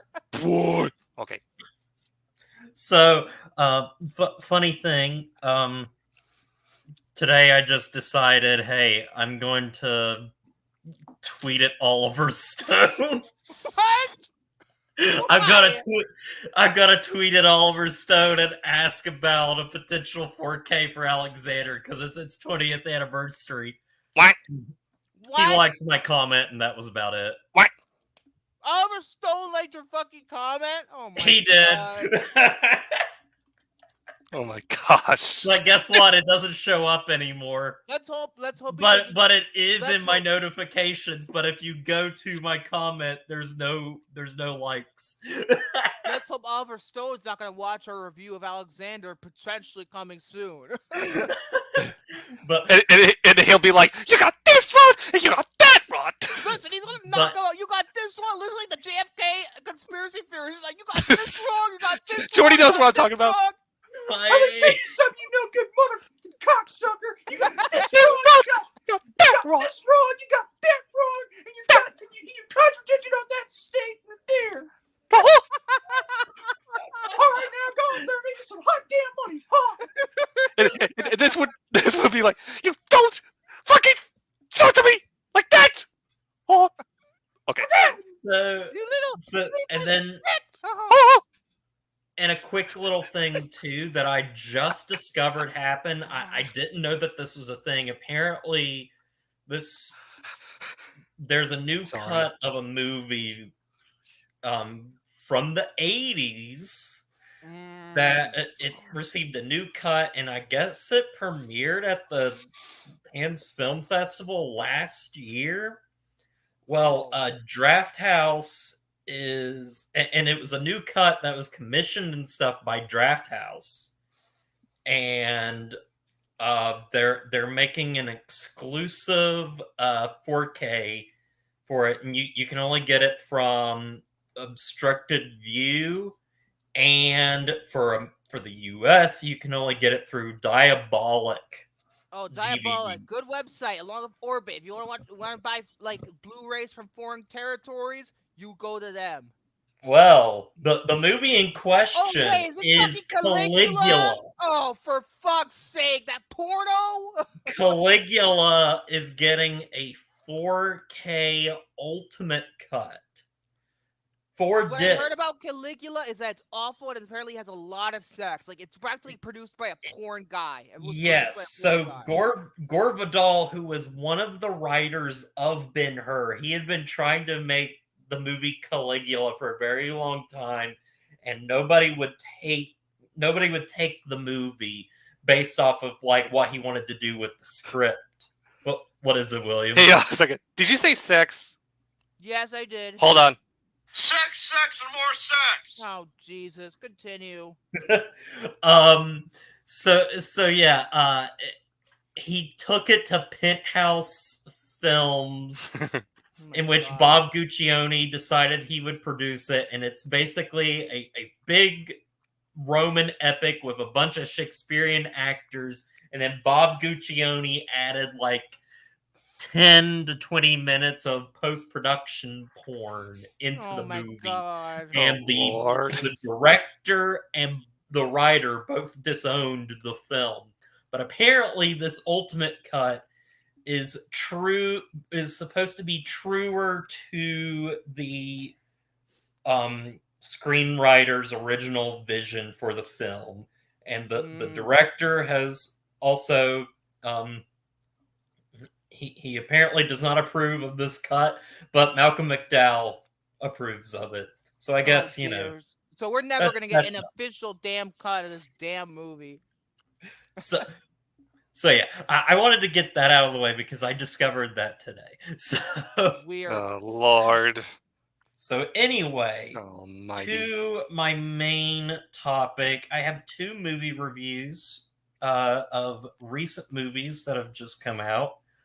First one I'll talk about is I saw the new Twisters. Why is everybody watching Twisters before me? I'm the Twister fan. Nobody else. The thing is, I've never seen the first Twister all the way through. How dare you? I went to visit family in Mississippi, and I was little, and I watched the first 5 minutes, and it scared me as a kid.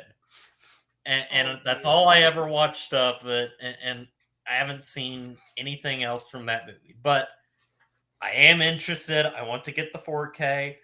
But I've been really excited for Twisters. For one, the director is interesting because it's the guy that did that movie Minari, which was nominated for Best Picture and has Stephen Yeun in it. And so I was interested in that. Obviously, it's got Daisy Edgar Jones, who is kind of this up-and-coming kind of actress. Yeah, I've heard about her for quite a long time, ever since that show Normal People came out. Then, obviously, somebody that's been getting really big recently and is becoming a bit of a heartthrob, Glenn Powell. Yeah, Top Gun Maverick. Need I say more? The trailers for this got me like really excited, and you know what? Sitting down watching this movie, it was like, man, this is what I needed during the summer. Like, just a fun, kind of dumb, kind of silly, well, here's just the thing, though. enjoyable movie. The first movie, you have to understand the first movie is fucking ridiculous too. So in no ways, it's like paying tribute to the first movie. And it's a sequel. Twisters is just so goddamn fun. It's so fun. And something too is it doesn't shy away from having a very like emotional core to it, specifically with Daisy Edgar Jones's character, who it starts out the movie, there is like a huge tragedy, and at first I was a little worried because it was a lot of her character dealing with her tragic past, and I was afraid that the character was going to feel kind of flat, because that's how I felt for a little bit, because it just felt like that was all to her character, was that.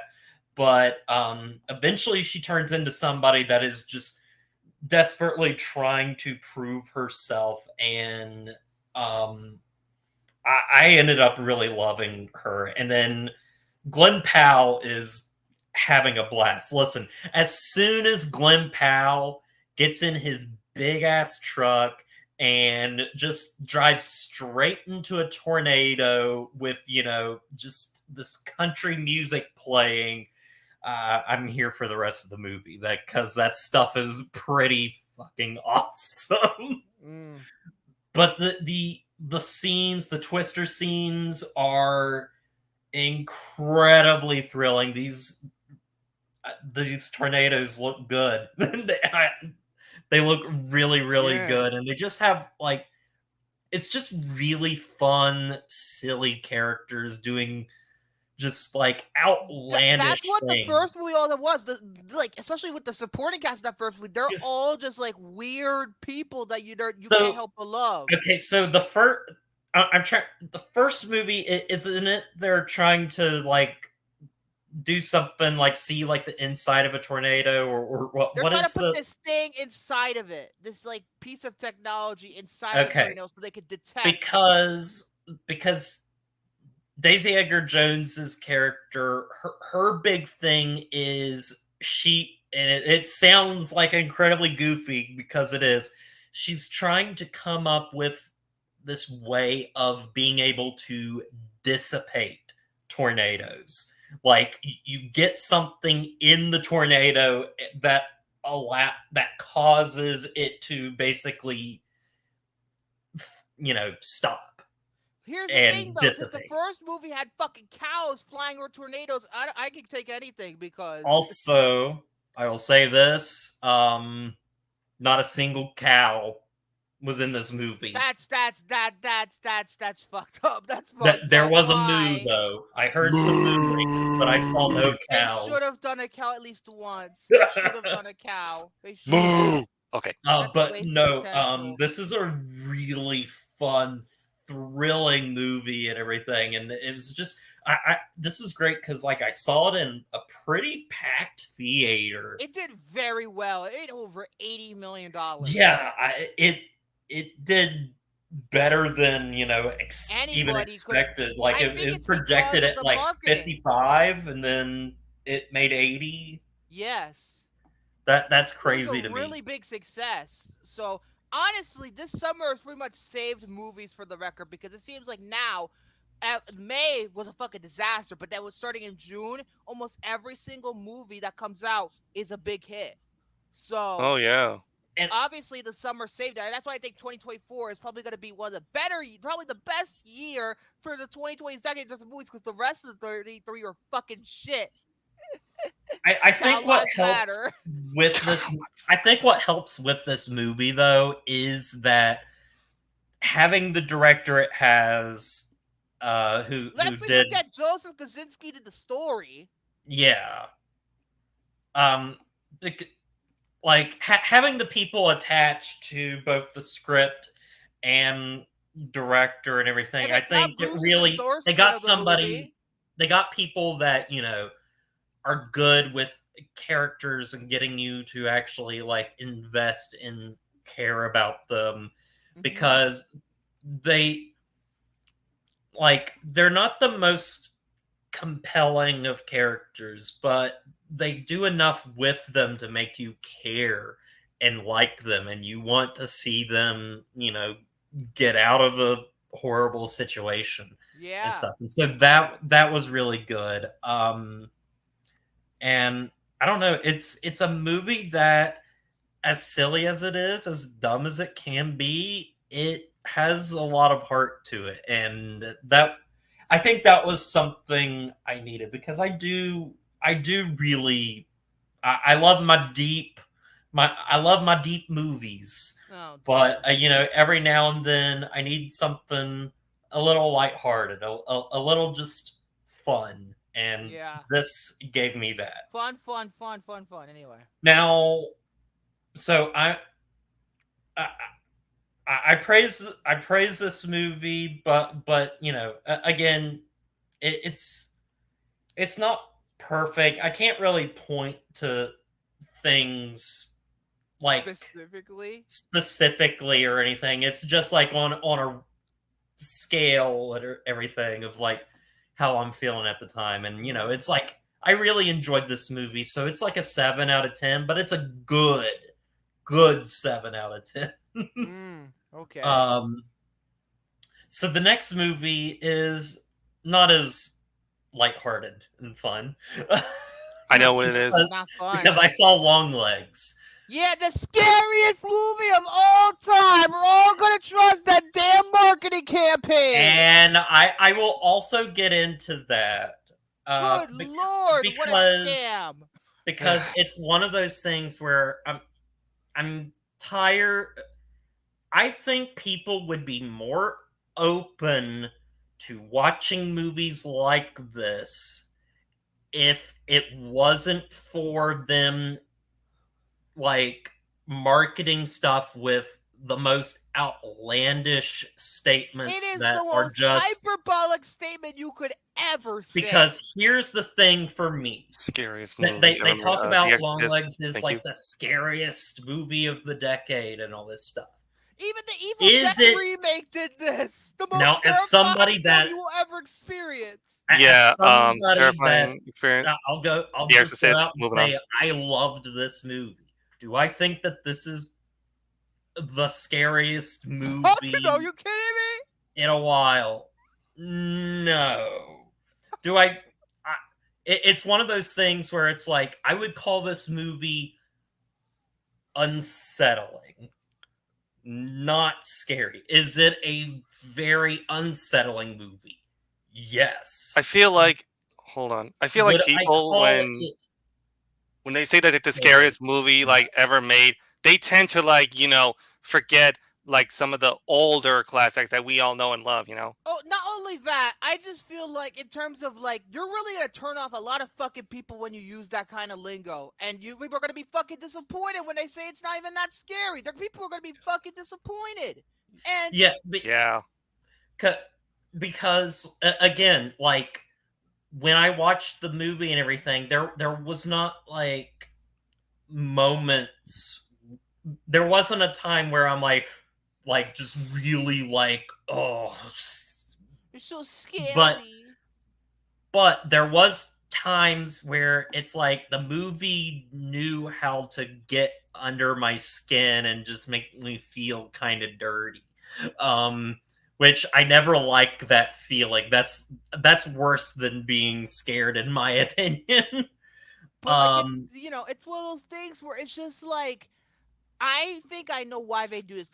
People always say this so they can get inside the fucking studio's head. No, we could do free. I could get into free screenings more if I say this is the scariest movie I've ever fucking seen. Cody Leach called out these fucking people in terms of the marketing campaign. Mm-hmm. Yeah, like I said, called them out. Like I said, look at the original Exorcist.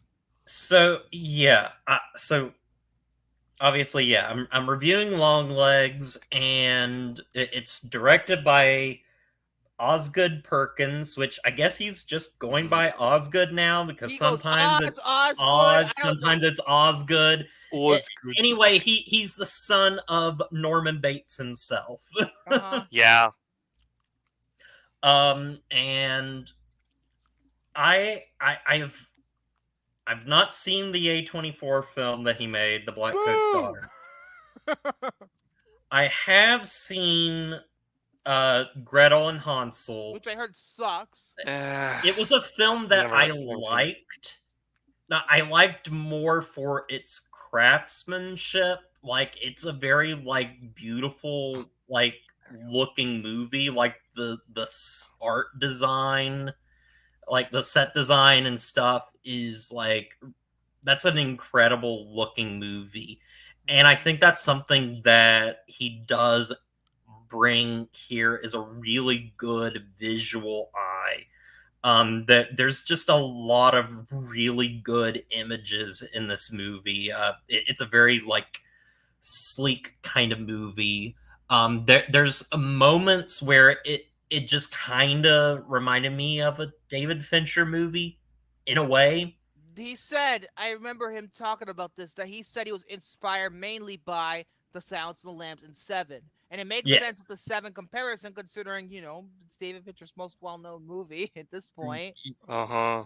Yes. In fact, in interviews, he has said that, but and then he's like, but we could have just done Silence of the Lambs and that's it. And he's like, well, if we just did Silence of the Lambs, then it's like I'm just ripping off Silence of the Lambs.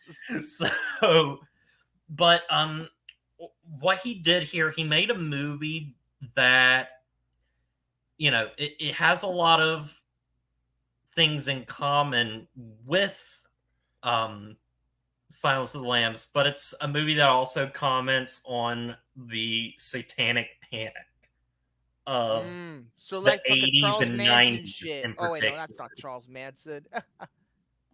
Yeah, I mean, this was a little after Charles Manson, but yeah, there's a thing.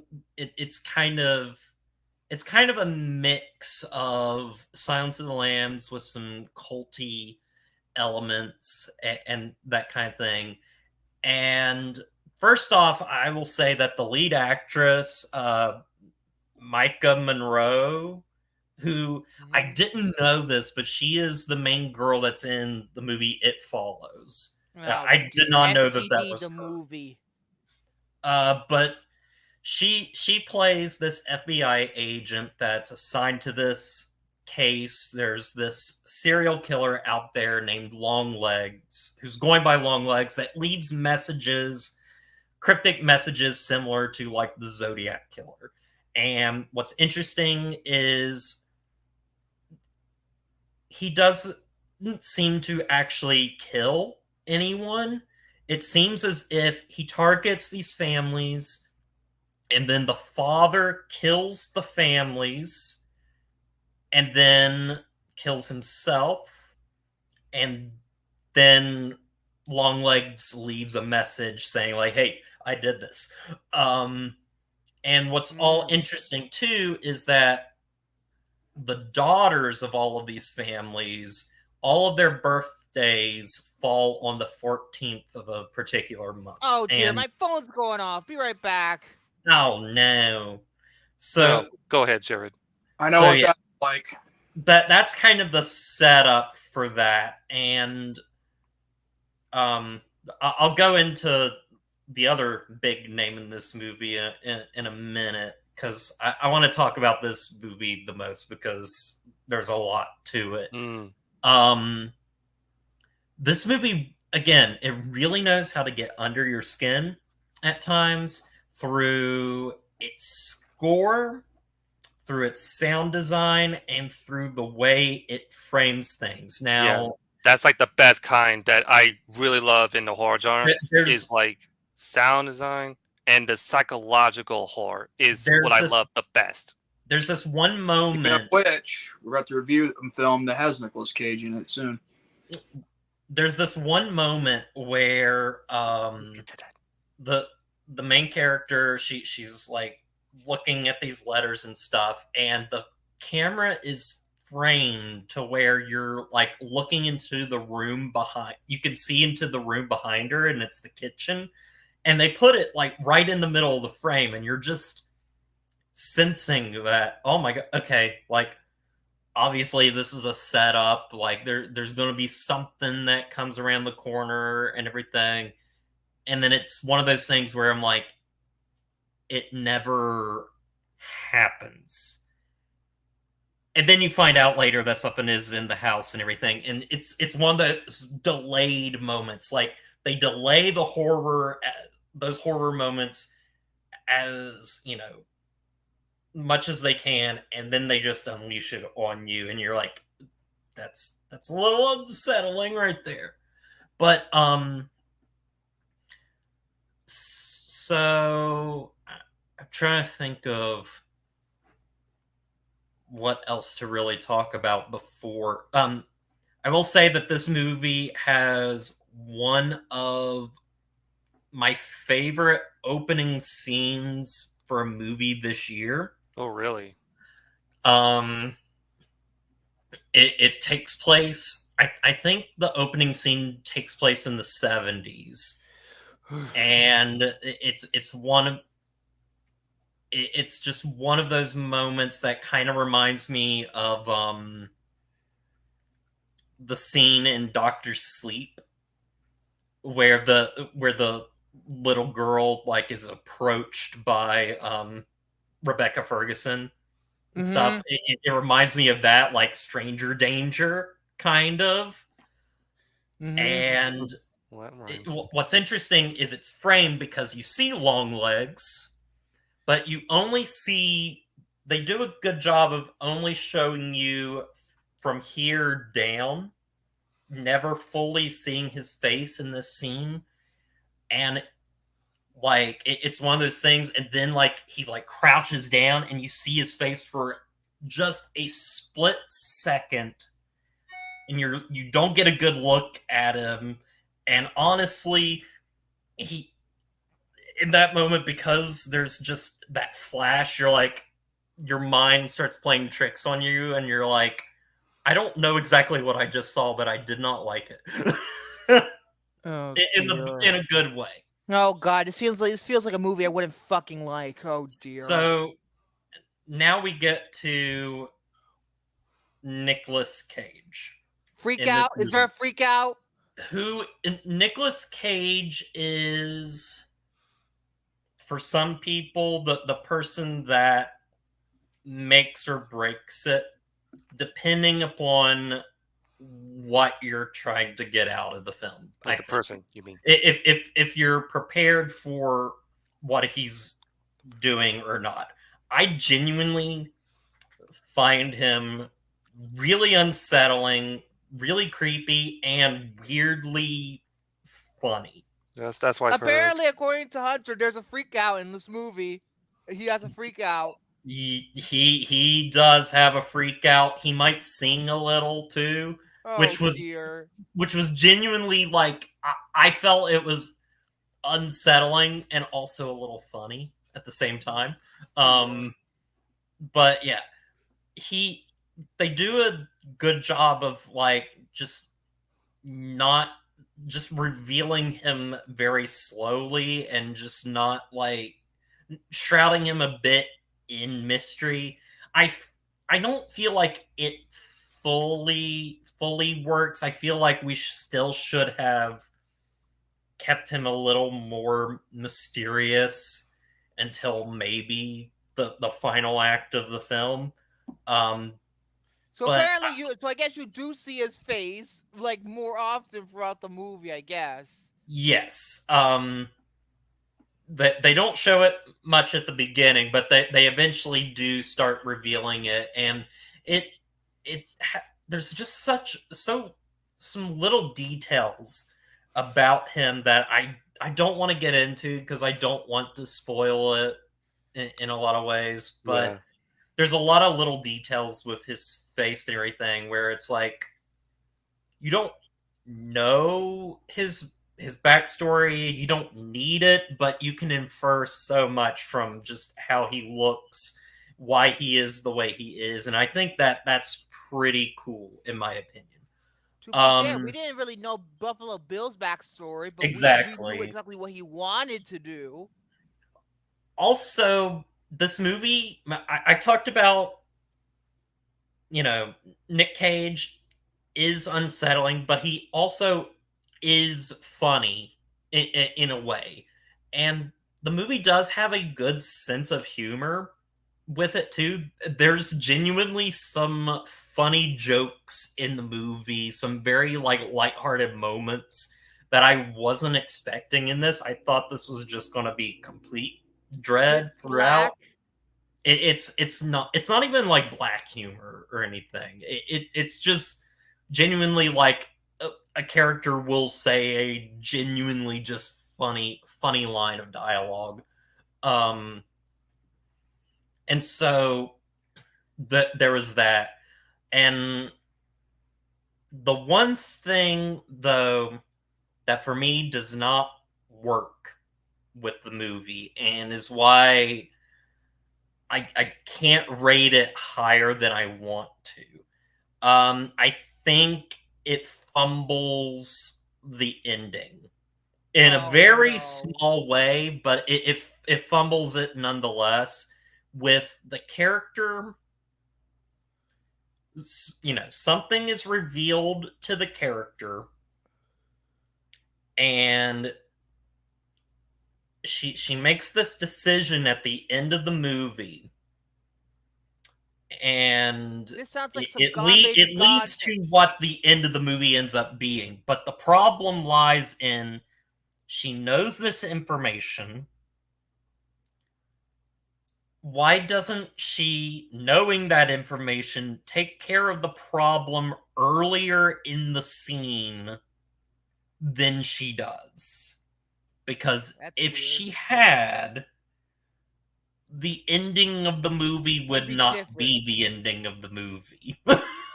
So stupid decisions. What you're just saying? It's a very stupid decision on the part of the character that feels like it feels like it was an oversight in the writing of that, and I don't completely buy her making the decision she made at the end.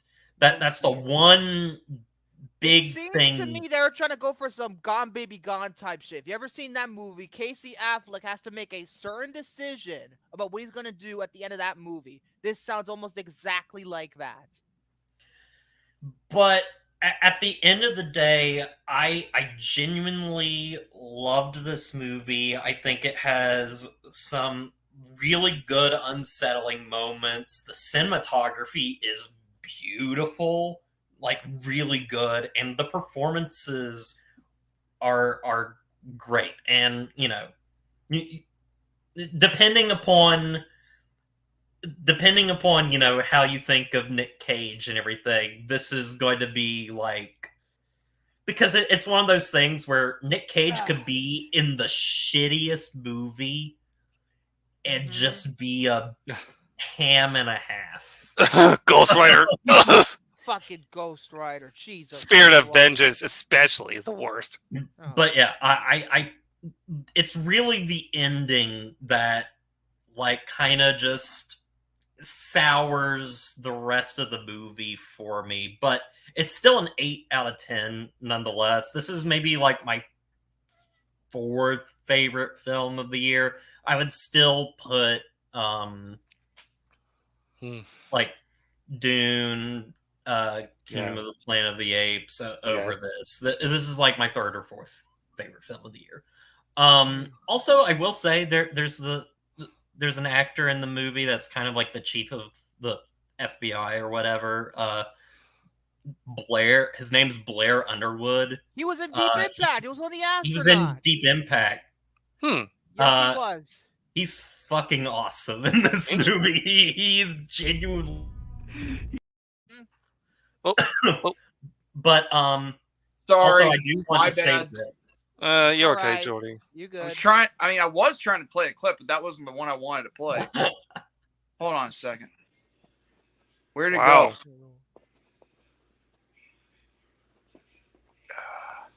Anytime now. Oh man, I don't know if it's even here or not. Victor, did you get rid of it?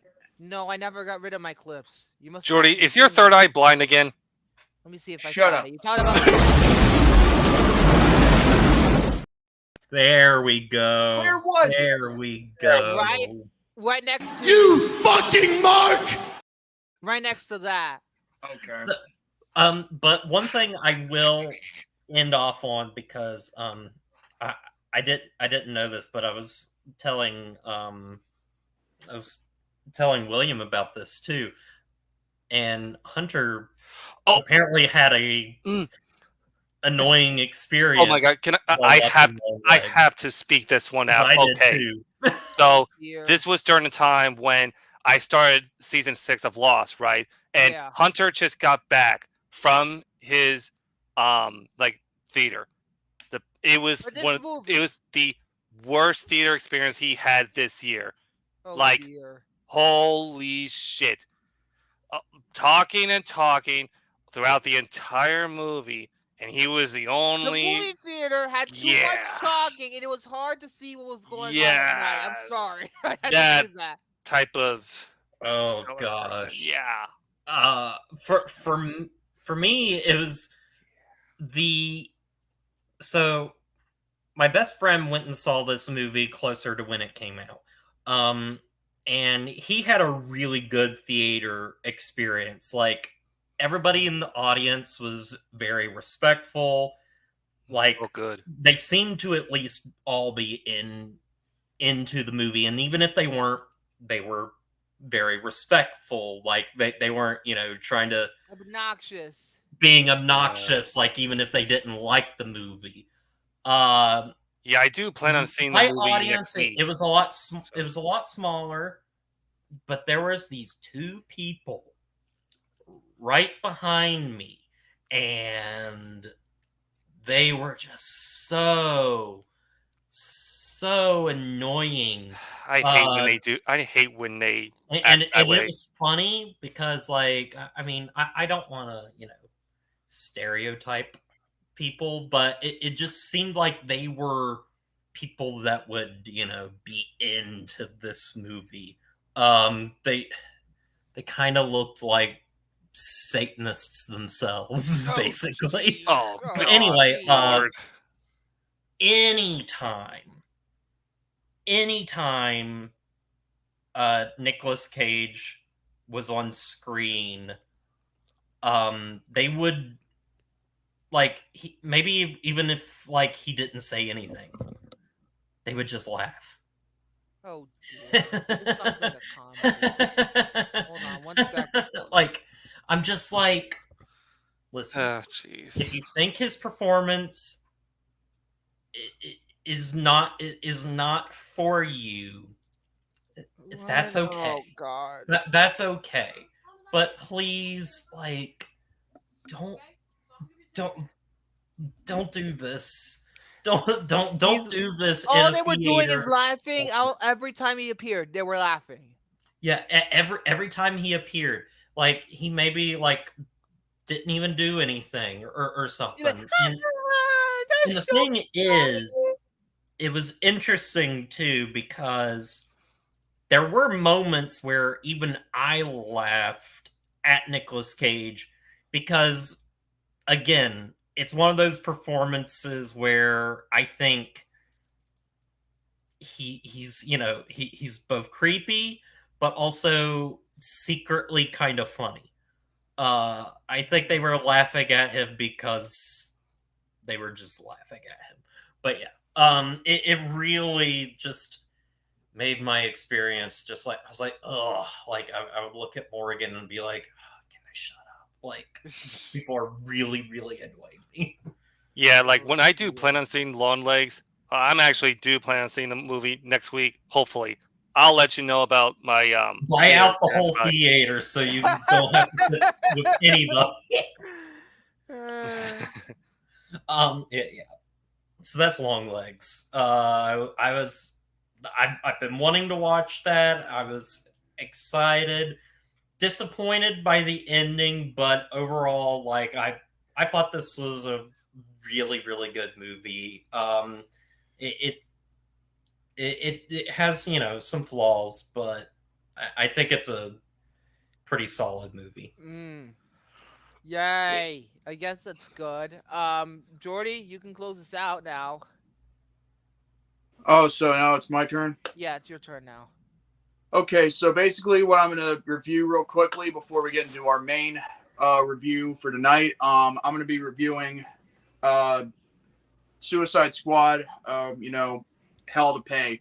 Basically, it's kind of like, somewhat of a, promoting the upcoming, live action, yeah, Suicide it was made Squad to promote that movie. The upcoming movie back in 2016, and at that time, people, it's kind of funny how people will want to, make animated stuff to promote a movie, like superhero ones, for instance, but this one isn't even a superhero movie. It's basically a super villain or anti-hero movie, because, again, these villains are supposed to be the, anti-heroes to basically be sent to, to do heroic things, although it's for the government, and we know how the government can be corrupted. But nevertheless, this kind of thing, is, basically, focusing around Deadshot. And if you don't know who Deadshot is in the DC universe, you should look at, main DC heroes like Batman and all that stuff, because you most likely see him, in Arkham City and Arkham Origins, which is actually pretty good. Then there's other things too. But then there's also other characters within, Suicide Squad, Hell to Pay. But mostly the story is basically around, Deadshot, And what they're going to do is try to get themselves a, get out of hell free card. And what that means is you get this card, and once you die, you automatically go to heaven. Even if you've done so many horrendous things that earns you a trip to hell. So everybody else within the squad, I mean, you know how the story's going to go. I mean, not everybody is going to survive, but there's always, Harley Quinn, who always survives for whatever reason, because who doesn't love Harley Quinn? I mean, come on. But Deadshot, that's basically what the movie focuses on. The movie itself is kind of long, like the, Teen Titans, the Judas Contract, that I reviewed last Thursday. It's actually a pretty good film, I would prefer this over the live action,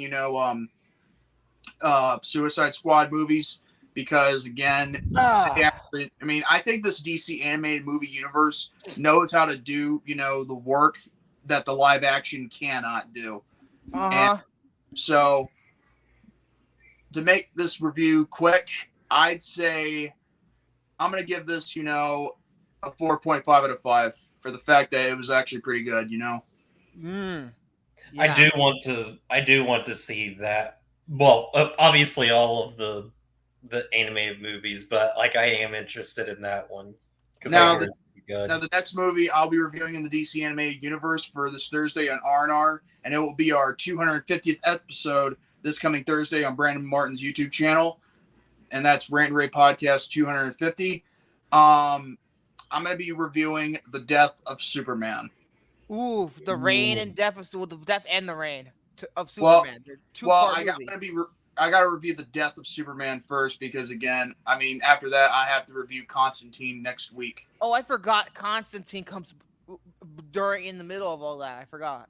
Yeah, but I will say this though: I have seen The Death of Superman, and let me tell you, you are not going to want to miss my review this coming Thursday. And believe me, I feel like that's got to be one of the darkest movies by far that I've seen.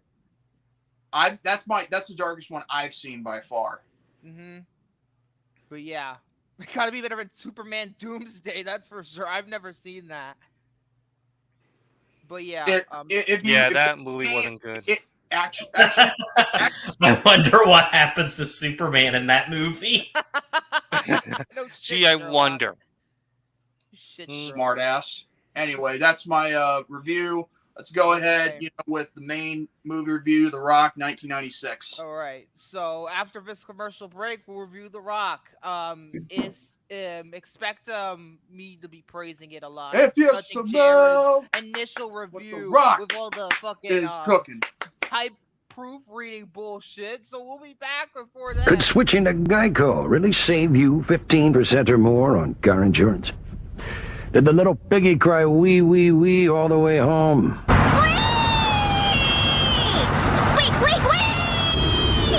Wee!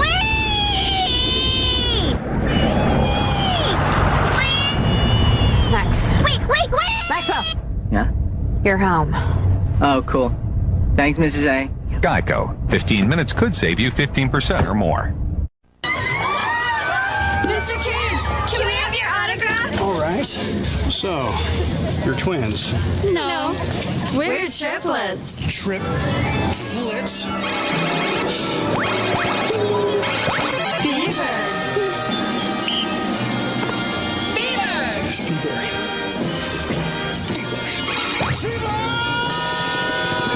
Psycho, I'm coming! I'm on my way to Japan. Pachinko wa Sanko.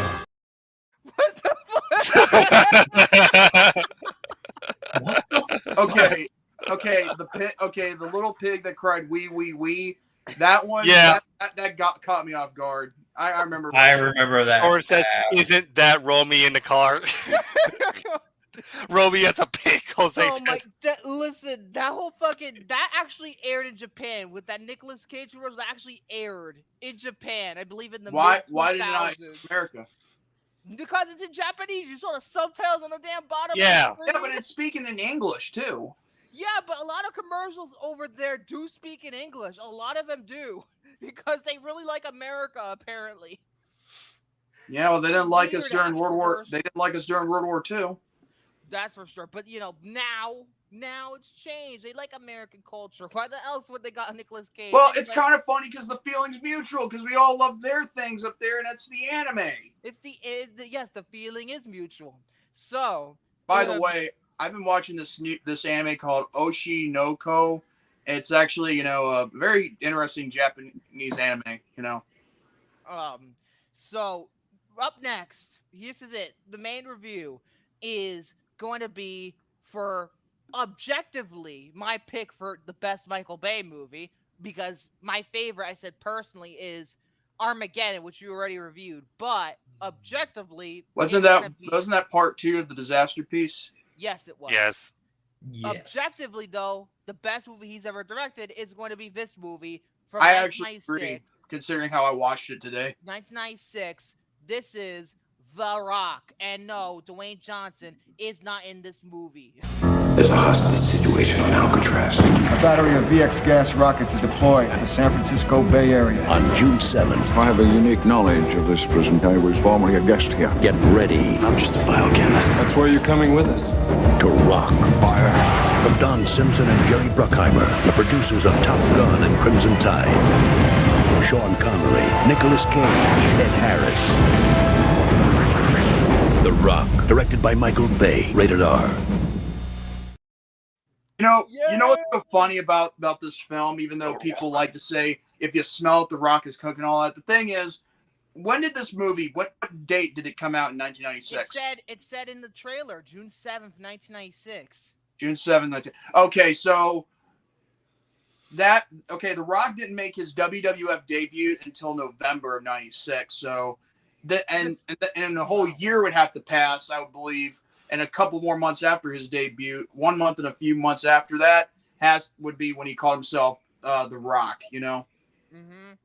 But this movie, The Rock, is a 1996 American action thriller film directed by Michael Bay with screenplay by David Weisberg, Douglas S. Cook, Mike Rosner, and apparently, according to the Writers Guild of America, despite the mishap with the Writers Guild of America, which I am going to talk about, Jonathan Hensley. Produced by Don Simpson and Jerry Bruckheimer. This was the last movie that they produced together. But when this movie was being made, Don Simpson died. I believe he was a cocaine addiction. So I think it was a cocaine overdose he died from. He was addicted to cocaine, I believe. Yes. So he died of a drug overdose. He would famously, in an interview, he snorted a line of cocaine and said that his favorite pastime was to abuse a screenwriter. And then got on the phone, talked to a screenwriter, and told them, "You're a worthless piece of shit. You're never going to work in this business ever again. Fuck you." Well, that's kind of hard. No wonder Bruckheimer went solo after he died. God, at least Bruckheimer actually is a great producer. He brought us fucking Pirates. When you think about it, that's kind of harsh when you think about it. But maybe that was the drug addiction talking. You never know. You never know. It stars Sean Connery, Nicolas Cage, Ed Harris, Michael Biehn, William Forsythe, David Morse, John Spencer, John C. McGinley, Tony Todd, Bakeem Woodbine, Danny Nucci, Claire Forlani, Vanessa Marcel, and Gregory Sporletter, and was released on June 7, 1996 by Hollywood Pictures. Budget was $75 million, and it made $335.6 million worldwide. And it was the 4th highest grossing movie of 1996, if memory serves me correctly. The premise: FBI chemical warfare expert Stanley Goodspeed is sent on a mission with former British spy John Patrick Mason to stop General Francis X. Hummel from launching chemical weapons on Alcatraz Island in San Francisco. General Hummel demands $100 million in war reparations to be paid to the families of slain servicemen who died on covert operations after their SEAL team is wiped out. Jesus Christ, that's a spoiler. It happens halfway through. John and Stanley deal with the soldiers on their own. 67% rating on Rotten Tomatoes, 58% rating on Metacritic, 7.4 out of 10 on IMDb. On Letterboxd, it has 3.6 out of 5.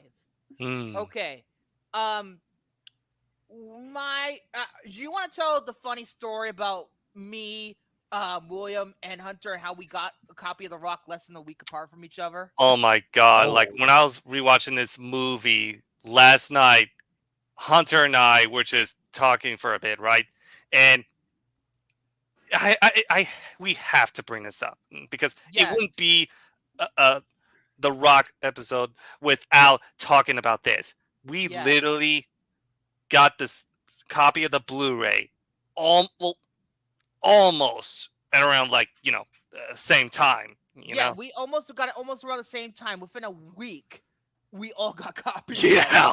Because it was so cheap on Amazon at the time. I think I paid no more than $10 for it. I think I did too. Like it was damn no cheap. more than $10, and we all got the same damn Blu-ray less than a week apart. Like less than a few days apart in the span of a week. And it just happened that way. It was crazy coincidences. Oh my god! Thank God I didn't pay $18 for it, which is now on there. Oh dear, it costs $18 now. Oh jeez. For a single freaking Blu-ray, like come on. But my experience with The Rock, I think I don't quite remember when I first saw it. It was certainly not on the Blu-ray. But I think it was on the Blu-ray for me. I don't think I saw it at first on Blu-ray because I think I bought it on a rewatch after I rewatched it. But I think I watched it. It was either on like Stars or Encore or something like that. But this movie, I'll say this, like I said before, this to me, objectively, without my personal input being put into it, this is probably Michael Bay's best movie because it is certainly the most well-written of Michael Bay's movies, the best written. And it is just go big or go home. Like, this movie doesn't pull any punches. Start to finish. This movie is lengthy. It's literally almost 2.5 hours. It doesn't even feel that way. No, it doesn't. It really does not. It felt less than 2 hours, I think. It definitely, it's almost 2.5 hours. It feel that way. It doesn't feel that way at all. No. It's fast-paced. I mean, I'll go ahead and say I felt it. I kind of felt its length. Oh dear! Closer to the end of the movie. I felt it in Armageddon. No. Armageddon. Now that movie, even though it is, I would maybe cut something near the beginning of the movie, but other than that, no. I think this movie flies by. It takes over almost a half an hour for Sean Connery to appear in the movie. To be fair, it focuses on so many different things in the first 30 minutes. Yeah, and it's one of those things where, to me, like in terms of like a screenplay level, this has like everything you could have wanted. A story that has memorable characters. You love the two main characters.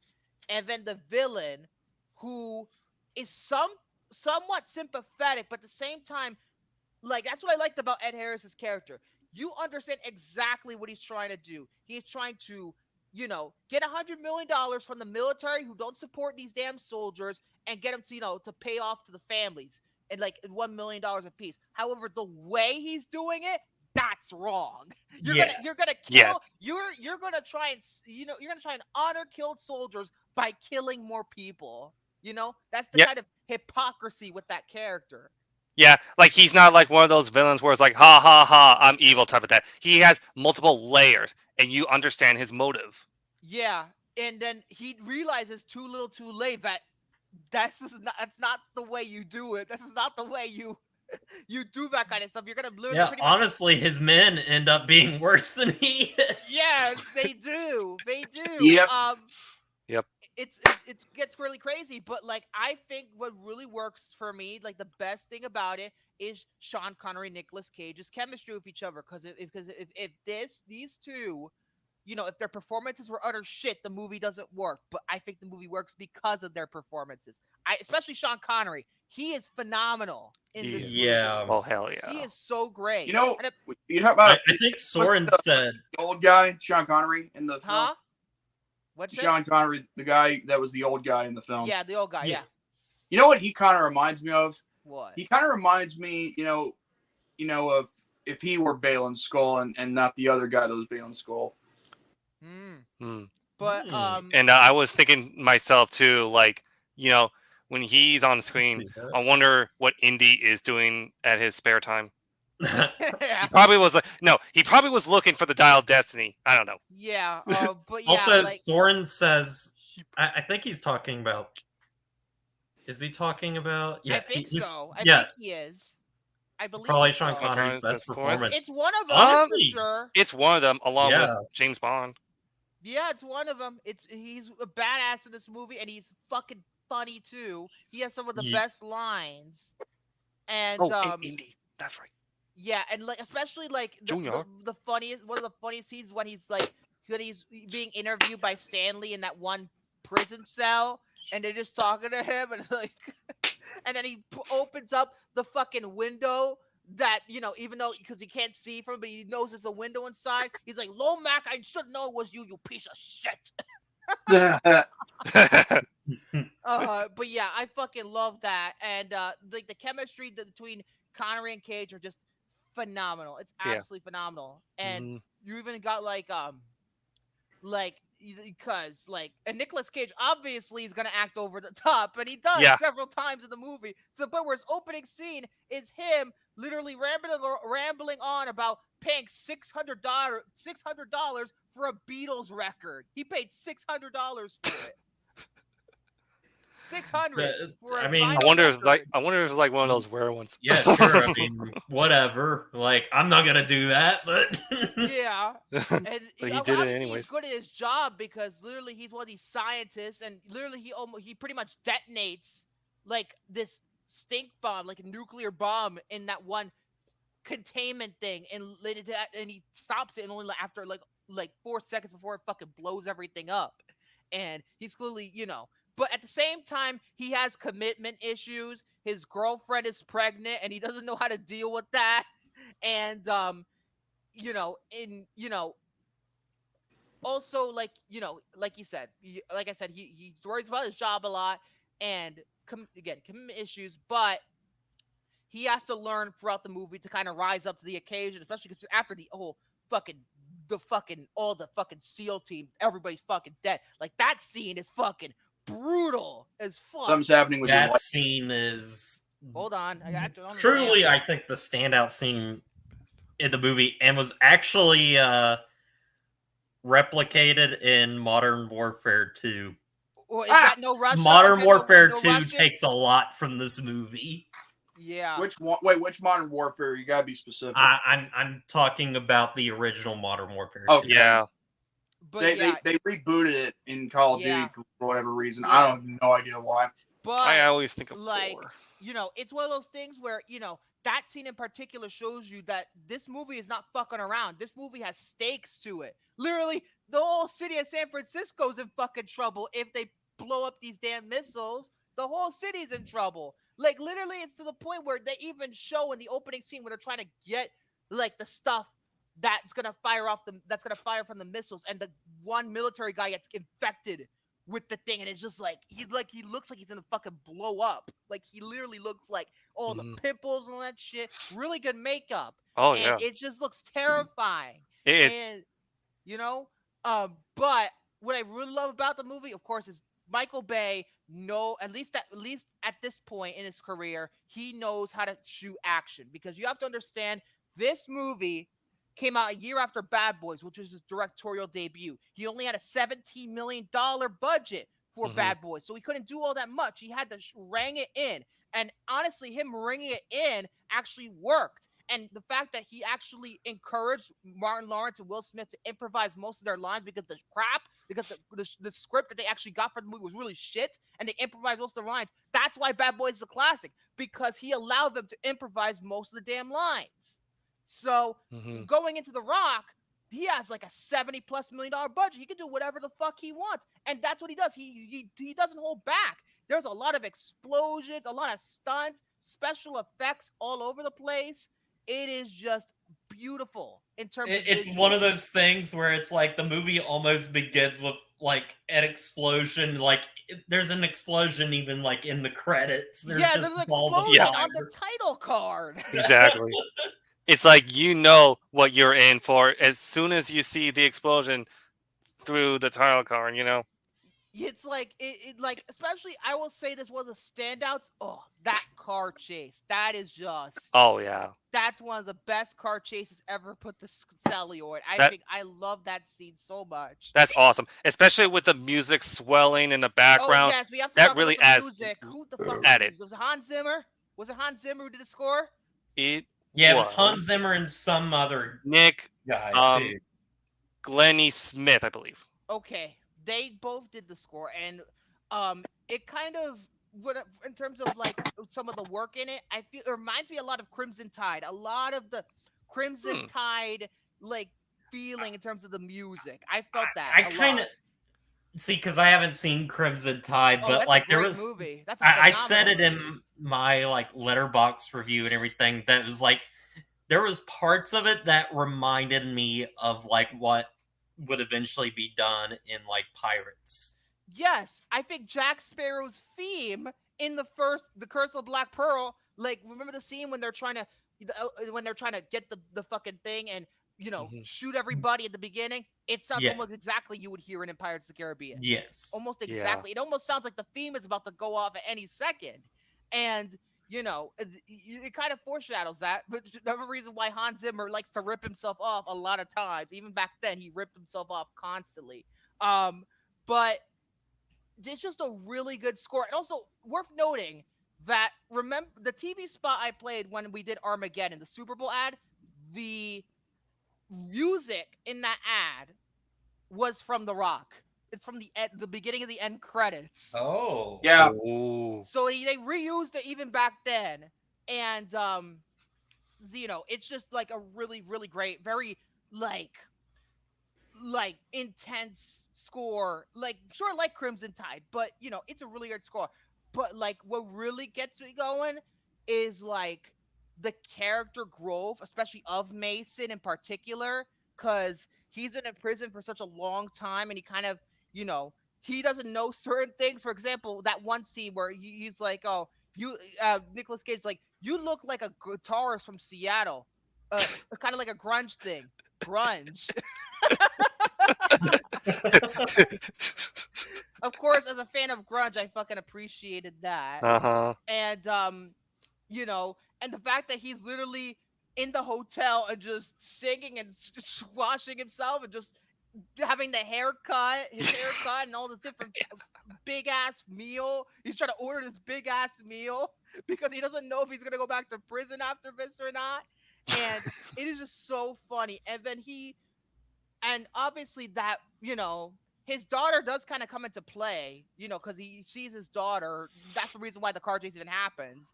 And he sees his daughter, you know, because he hadn't seen him in a very long time. I think that scene's very touching. I mean, I do like Claire Forlani as an actress. I mean, she's Brandy from fucking Mallrats. Come on. I'm a huge fan of Kevin Smith. I would know this.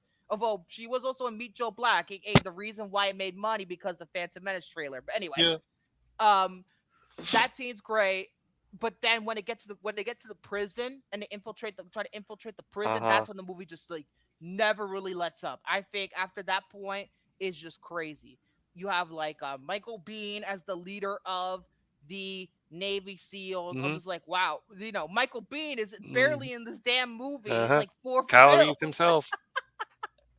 He's like fourth build. He gets killed off because of the fucking scene where, like, that leads me to like the other men, like his Hummel's henchmen, like fucking Tony Todd, Joaquin Woodbine, David Morse. These guys are like crazy ass motherfuckers. Like the others mentioned.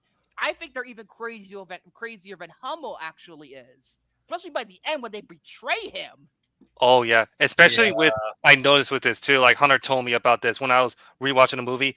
Tony Todd actually swore a few times during the entire movie, and that's were the only times he swore. Yeah, and of course we have to get the whole fucking rockamancy, which I'm gonna get to in just. Well, we'll get to that. You know, the rocket scene. Dear. When it comes down to it, but they're really, really messy, and I love just certain scenes about it, like they're in the tunnel and they're in the tunnel. Oh, the cart mine, and they're in the fucking car, or the cart. I think it's the mine cart when they're just shooting at them in the mine cart. Oh, that scene's great. When they try to bust themselves out of prison, out of the cell, and Nicolas Cage is just ranting there while Sean Connery's trying to just figure something out. He successfully does while he's just ranting there. It's fucking hysterical. And then, of course, like the ending with all the big fucking shootouts. It's so good. It's so good. Yeah, the editing too, especially during like fantastic. It really is fantastic. I mean, it's not typical, like quick cut edit. It's a typical Bruckheimer style of editing, which I love because even though it's quick cuts, you can see everything that's going on. It's not like it's gonna be shaky cam like a Europa Court movie. You know, you actually see what's going on, and especially like especially that car chase. That's probably the best edited scene in the whole movie. And especially when it comes down to when the trolley car just goes up in flames and I saw on the Blu-ray there's this little short thing that they included that was called Movie Magic. I think it was a show that aired, I believe, on A&E or TNT, one of these two networks, and it showed you how they did the visual effects for certain movies, and they showed The Rock, and they showed how the trolley scene was created, and they used like certain computers. Like, it was mostly practical, but they used computers to enhance the scene, and it looks seamless. It looks practically seamless, and especially like when they go underwater.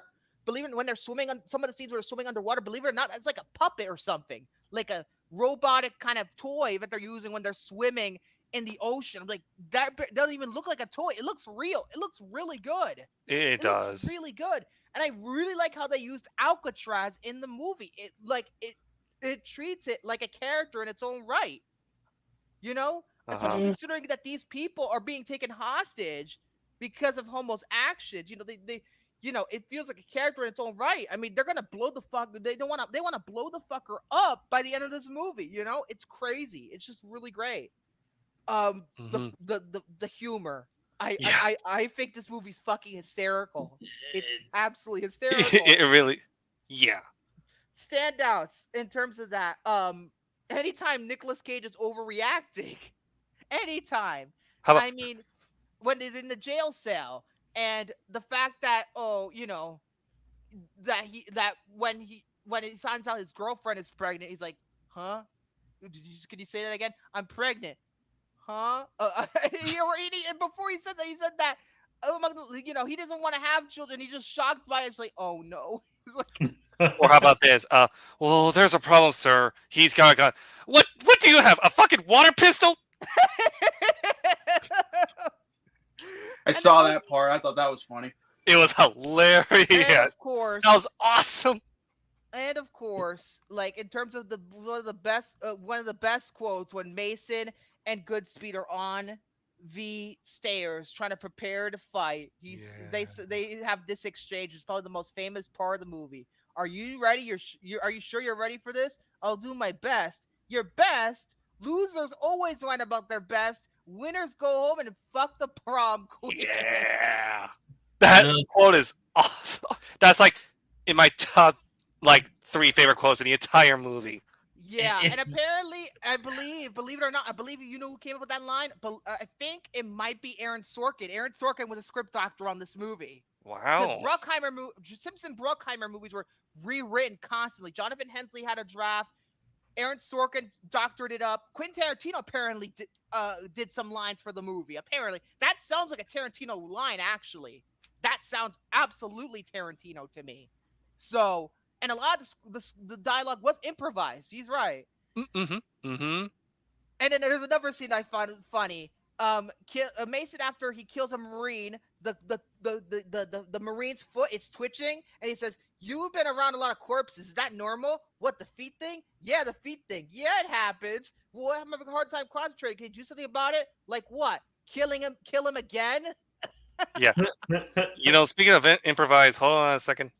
How name of Zeus's butthole did you get out of yourself? I saw that. I was died. I heard that too. I was like in my head, how in the name of Zeus's butthole? I'm surprised he didn't say Poseidon or Ares. And of course, very cool. Course, our favorite line. I think it's pretty much unanimous between me and Hunter, and maybe William. This exchange. Let's talk music. Do you like the Elton John song Rocket Man? I don't like soft ass shit. Oh yeah. Well, I only bring it up because it's you. You're the Rocket Man. Boom! Fires the fucking rocket at him. It's so dumb and just perfectly delivered. Yeah, in Hunter. the best way possible. Yeah, Hunter. I told the Blu-ray story. Yeah, we did. We did. Oh my god, it is so good. Like that because of the delivery. Oh my god, I fucking love that shit. Like the dialogue is so good. I've already mentioned, Womack, why am I not surprised, you piece of shit? Wait. William, did you tell the Blu-ray story yet? Yeah, they did. I did. And Womack, believe it or not, even though Womack is trying to, the I had FBI to step director, out. Boo-hoo for you! The FBI director is trying to, save the world and trying to get everybody to, I have this get new the concept. hostages. I have this new concept in my life, and I want to. This is, off the record, off the topic for real quick. The thing is, I have this new thing where whenever I go out, and whenever there's like stupid drivers or whatnot, whenever I'm riding with somebody, you know what I say? Say, you really give me hives. Listen, even your parents can't stand you. You know that? Well, hives are not fun to get, anyways. Or even better, you're an irrelevant prick. This movie's fucking funny. It really is. Oh my god, it is so great. Like, it is just unbelievable. Like, the dialogue is pretty much where it's at. It's so great. And the action too, like, especially is really great. Especially with the ambush scene. I don't know why. It kind of like takes me back to Call of Duty Modern Warfare 2, where you have like no Russian in this type. Yeah, that's the one. Yep. Where you have like this thing where you place it on the wall and it explodes, and then you go into slow motion, killing everyone in that friggin'. Oh yeah, least I forget this slide. Personally, I think you're a fucking idiot. Yeah. I think that's the a great one. I think the scene that really is gruesome, not just the missiles dropping and all that, and then there's the the containment leak or whatever. But I think it's the one where the final moments of the movie where he puts that little green ball in the guy's mouth and then it explodes. Oh, that's brutal too. Oh, that is brutal. Oh, that is. Oof. Yeah, and like Here's the thing. I watched it. We all know what happens to him. He's melting. But the thing is, if they had showed what had happened, like with a dummy or whatever, like just for the scene alone, that would have been even more gruesome. But yeah, it's one of those things where like it is just great action filming, especially the scene where they're trying to Nicolas Cage trying to prevent the missile at the end. He waves that thing in his hands and he's trying to tell him to stop. Yeah. It's iconic. That shot is iconic. Wait a minute. There's a thing that really caught me off guard. Why the hell did he stab himself? He stabbed himself because he got affected by that virus thing, and he had to pull that. Because remember in the beginning of the movie when he told the guy to put that thing in so he wouldn't get poisoned? That's why he put it in, so he wouldn't get poisoned. Yeah, because if you don't, then yeah. He was gonna die, so that's why he put the needle inside him. So that's what happened. But yeah, Ryan the Hart just to save himself. Like this, that shot is absolutely iconic. With the we need to clip. Wait, we need to clip that line. Wait, which one? Oh, probably either personally, I think you're a fucking idiot, or or I don't like soft that shit. I think it's one. I say personally, I think you're a fucking idiot. Or maybe you're an irrelevant prick. Yeah. It is so good. It is so good. It is just, oh my god, I love that scene. And by the way, I used a shot from The Rock in our intro when the plane blows up part of the prison. I used it in the intro right before the Barney shot. I used it.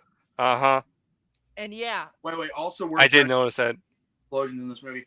I mean, some of it, I think it's mainly in the last 25 minutes when most of the explosions happen. That's pretty much it. I mean, there's not too many explosions. Yeah, because Michael Bay would go. I mean, Michael Bay is known for not having too many explosions in his movies, so. Yeah, I mean, Armageddon has way more explosions, way more, and it makes sense. It takes place in fucking space, but and it's about an asteroid that's gonna fucking attack Earth. But it is just. Say what you want about Michael Bay, and I think he's a great filmmaker. It's just that I think he works better with a smaller budget. He doesn't work better. He actually does, but with bigger budgets. Because of Transformers, other than the first one, forget about it. They all. That's his weakness. Other than the first one. The first one. Yeah, well, the problem is a lot of fans won't see it in your point of view because they like robots that come out of quads. But yeah, because Michael Bay is criticized because of his editing style, which he takes from Bruckheimer, and the explosions. But I feel like, again, he is a very good director. I take all the stunts that he does, taking it over some CGI nonsense. I am not one that's going to debate on practical versus CGI, but a lot of his movies look really smaller budget and a decent script. And they still stand the test of time. For example, Armageddon uses a lot of CGI still, but it looks good. It looks really good. There's something that Michael Bay and I'll say this, Snyder have in common, and it's kind of like they know how to focus on to make striking visuals, and they have a very different way of doing it. Snyder is somebody that has a striking visual and does it in slow-mo, close-up, whereas Michael Bay focuses on close-ups with quick cuts. Like, seriously. Yes, but again, he takes that from Bruckheimer because a lot of Bruckheimer movies, if you notice, has this fast cut editing style. Even Pirates has this style. You're given a lot of information very quickly, and it's just really pleasing. It's relentless, and I love it. I don't give a shit. I love it.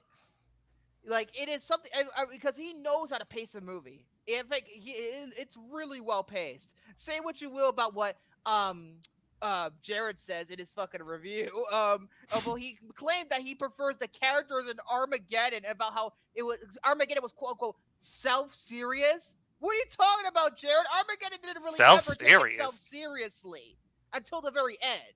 I mean, I would say I don't know. It just made every moment just this is the biggest, most important thing, you'll ever do in your life, and I'm saying that as a positive. Oh, for that movie. But yeah, because I love these movies. Yeah, I do. But I feel like what makes The Rock work, I just think it's just a lightning in a bottle type of thing. Apparently, they went. So the production was absolutely nuts. Apparently they couldn't get Nicolas Cage at first because he was going to do the movie City of Angels. But what happened was with City of Angels, it was going to be released by Savoy Pictures, but then they went bankrupt. So City of Angels got delayed until they could find another distributor, which ended up being released under Warner. So that's how he was able to take the movie, because City of Angels, the studio couldn't finance the movie. So that's why he was able to take The Rock to do something in the meantime. So that's what happened. Okay. Apparently, that was Jerry Bruckheimer said this he has an interview on the actual Blu-ray. If you look at that interview, he says this. And apparently, there was a lot of tension between Michael Bay and Disney because apparently Michael Bay said that he was going to prepare. He recalls a time where he was going to prepare to leave the set for a meeting with an executive, and was approached by Sean Connery in golfing attire. Connery. He asked Bay where he was going, and when Bay asked him he had a meeting with the executives, Connery asked if he can accompany him.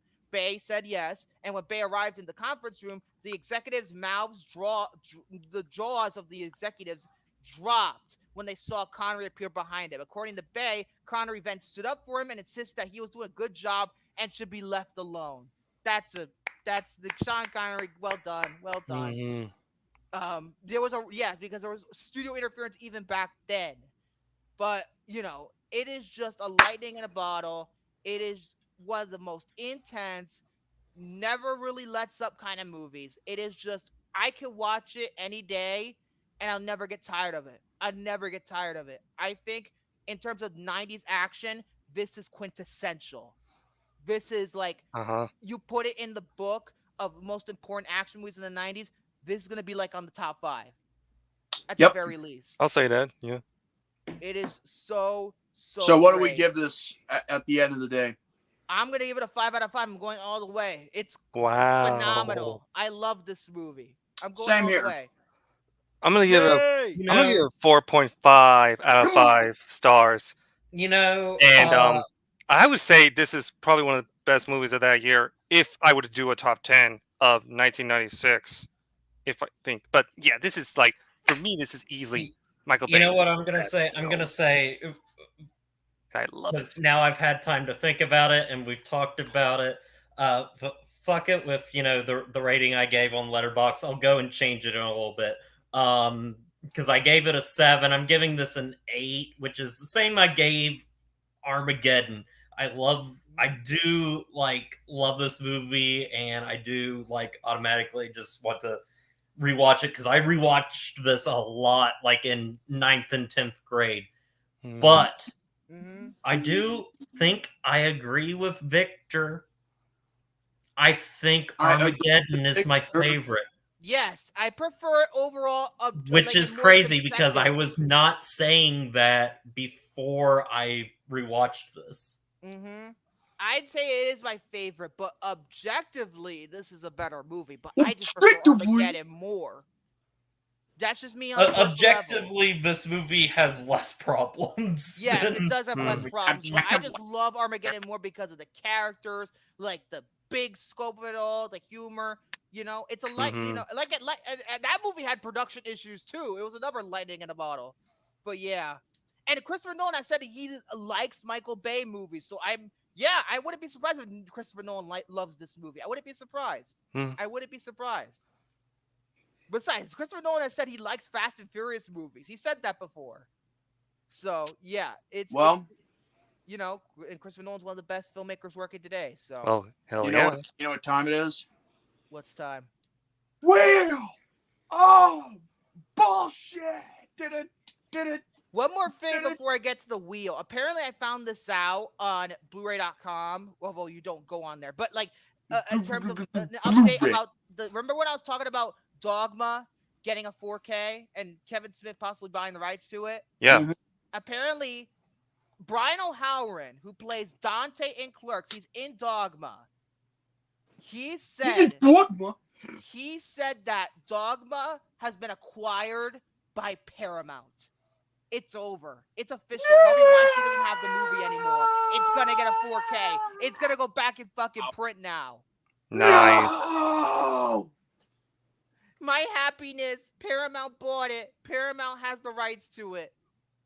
I can't believe it. I was so happy when I read it. Was apparently he said this a couple of days ago on his Instagram, I think. I was so excited because I'm a huge Kevin Smith fan. But anyway, let's go on to the wheel of bullshit now. I just wanted to clear that up because I didn't know if I was gonna have time to talk about that, but I clearly did. Yeah, The Rock is a great movie, though. It is a great movie. I love it. Close okay, the ad. Top 3 favorites: The Rock, Ambulance, and Armageddon. Yeah, sounds about right. Let's spin the wheel now, and let's see what we're gonna land on for next week. So 3, 2, 1, now. All right, please give us a good one. Please no, Alexander. I swear to God, don't. Please do this to me. Please. Oh. We're gonna. Oh crap! Part 3. I thought it was gonna be Back to the Future. I forgot. I thought it was gonna be Back to the Future Part 3. I thought it was gonna be Part 3. I'm like, we're gonna end the trilogy. I literally thought it. Damn it! Wow, it was right there. Wow. It was right there. No, X out. I want to see this. Look, I want to see it. Let's remove it. Oh my God! Damn! It was on the edge. You don't see it now, but it was on the edge. Damn! Wait, which one? Wait, which part is that one? That's Part 3. That's Back to the Future Part 3. We did the first 2 already. Wow. Damn! Wow. We're gonna be promoting Freaky Friday 2 coming out next year. How Might is as that gonna well. turn out? I don't My know how- lady friend loves that movie. Lindsay Lohan and frickin' Jamie Lee Curtis. Jamie Lee Curtis. Hell And yeah. Mark Harmon. Mark Harmon Is in it from NCIS. and what's his face? From One Tree Hill, the fucker from One Tree Hill. A former Oh, Leslie, shit. a former Leslie and a hermaphrodite. It's almost close to Shark Tale. Oh God, please no. Oh, more Shark gosh. Tale. No more Shark Tale. No. It's gonna land one day. Oh, No. dear. I hope that day doesn't come soon, but I guess No. next week. Chad Michael Murray. Chad Michael Murray. There you go. It's Chad Michael Murray. There you Shut your go. bitch ass up, like seriously. And it was Mark Just shut the fuck Waters. up. Isn't it Mark Waters who directed that? Is it He Mark did. Waters? Wow, before he turned the ass.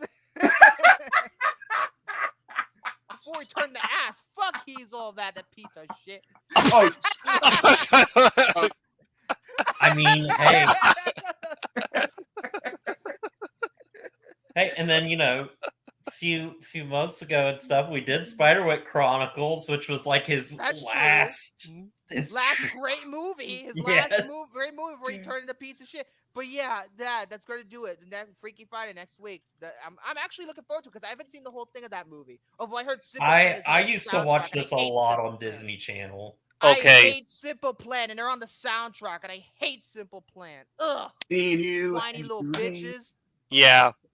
I've said this Anyway, before. My lady friend showed me that movie, and I actually loved it too. I'm sure it's gonna be good because the live action. I'm movie not from the saying it's gonna be 2000s. bad. I just wanted it to land on Back to the Future. He went like this. There you go. Take your screenshots. Anyway, Okay, we're Jose, done. you know what We're to do. done. We're done. We're done. Roll us out, Jordy. We're done. We're done. Let's do it.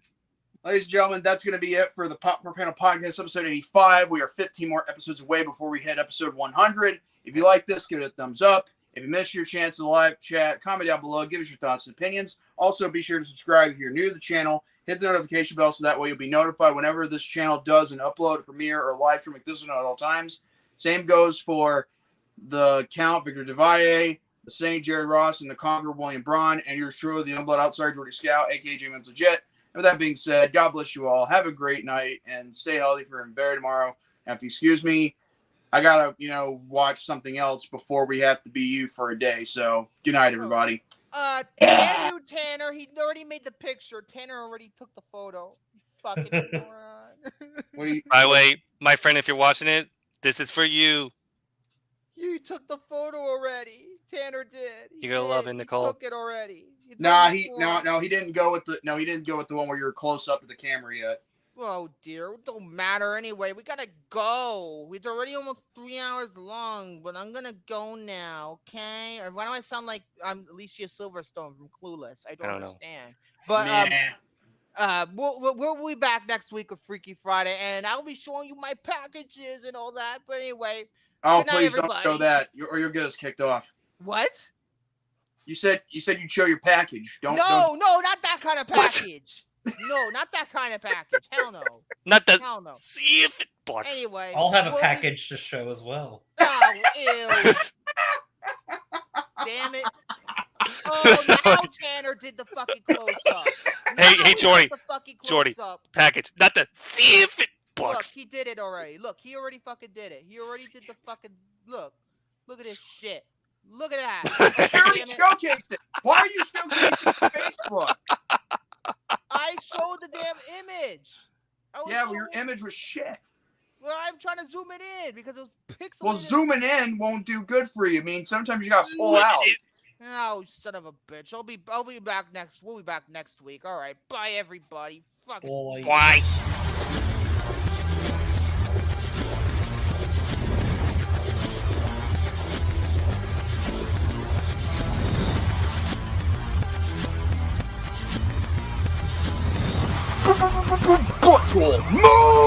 Moon!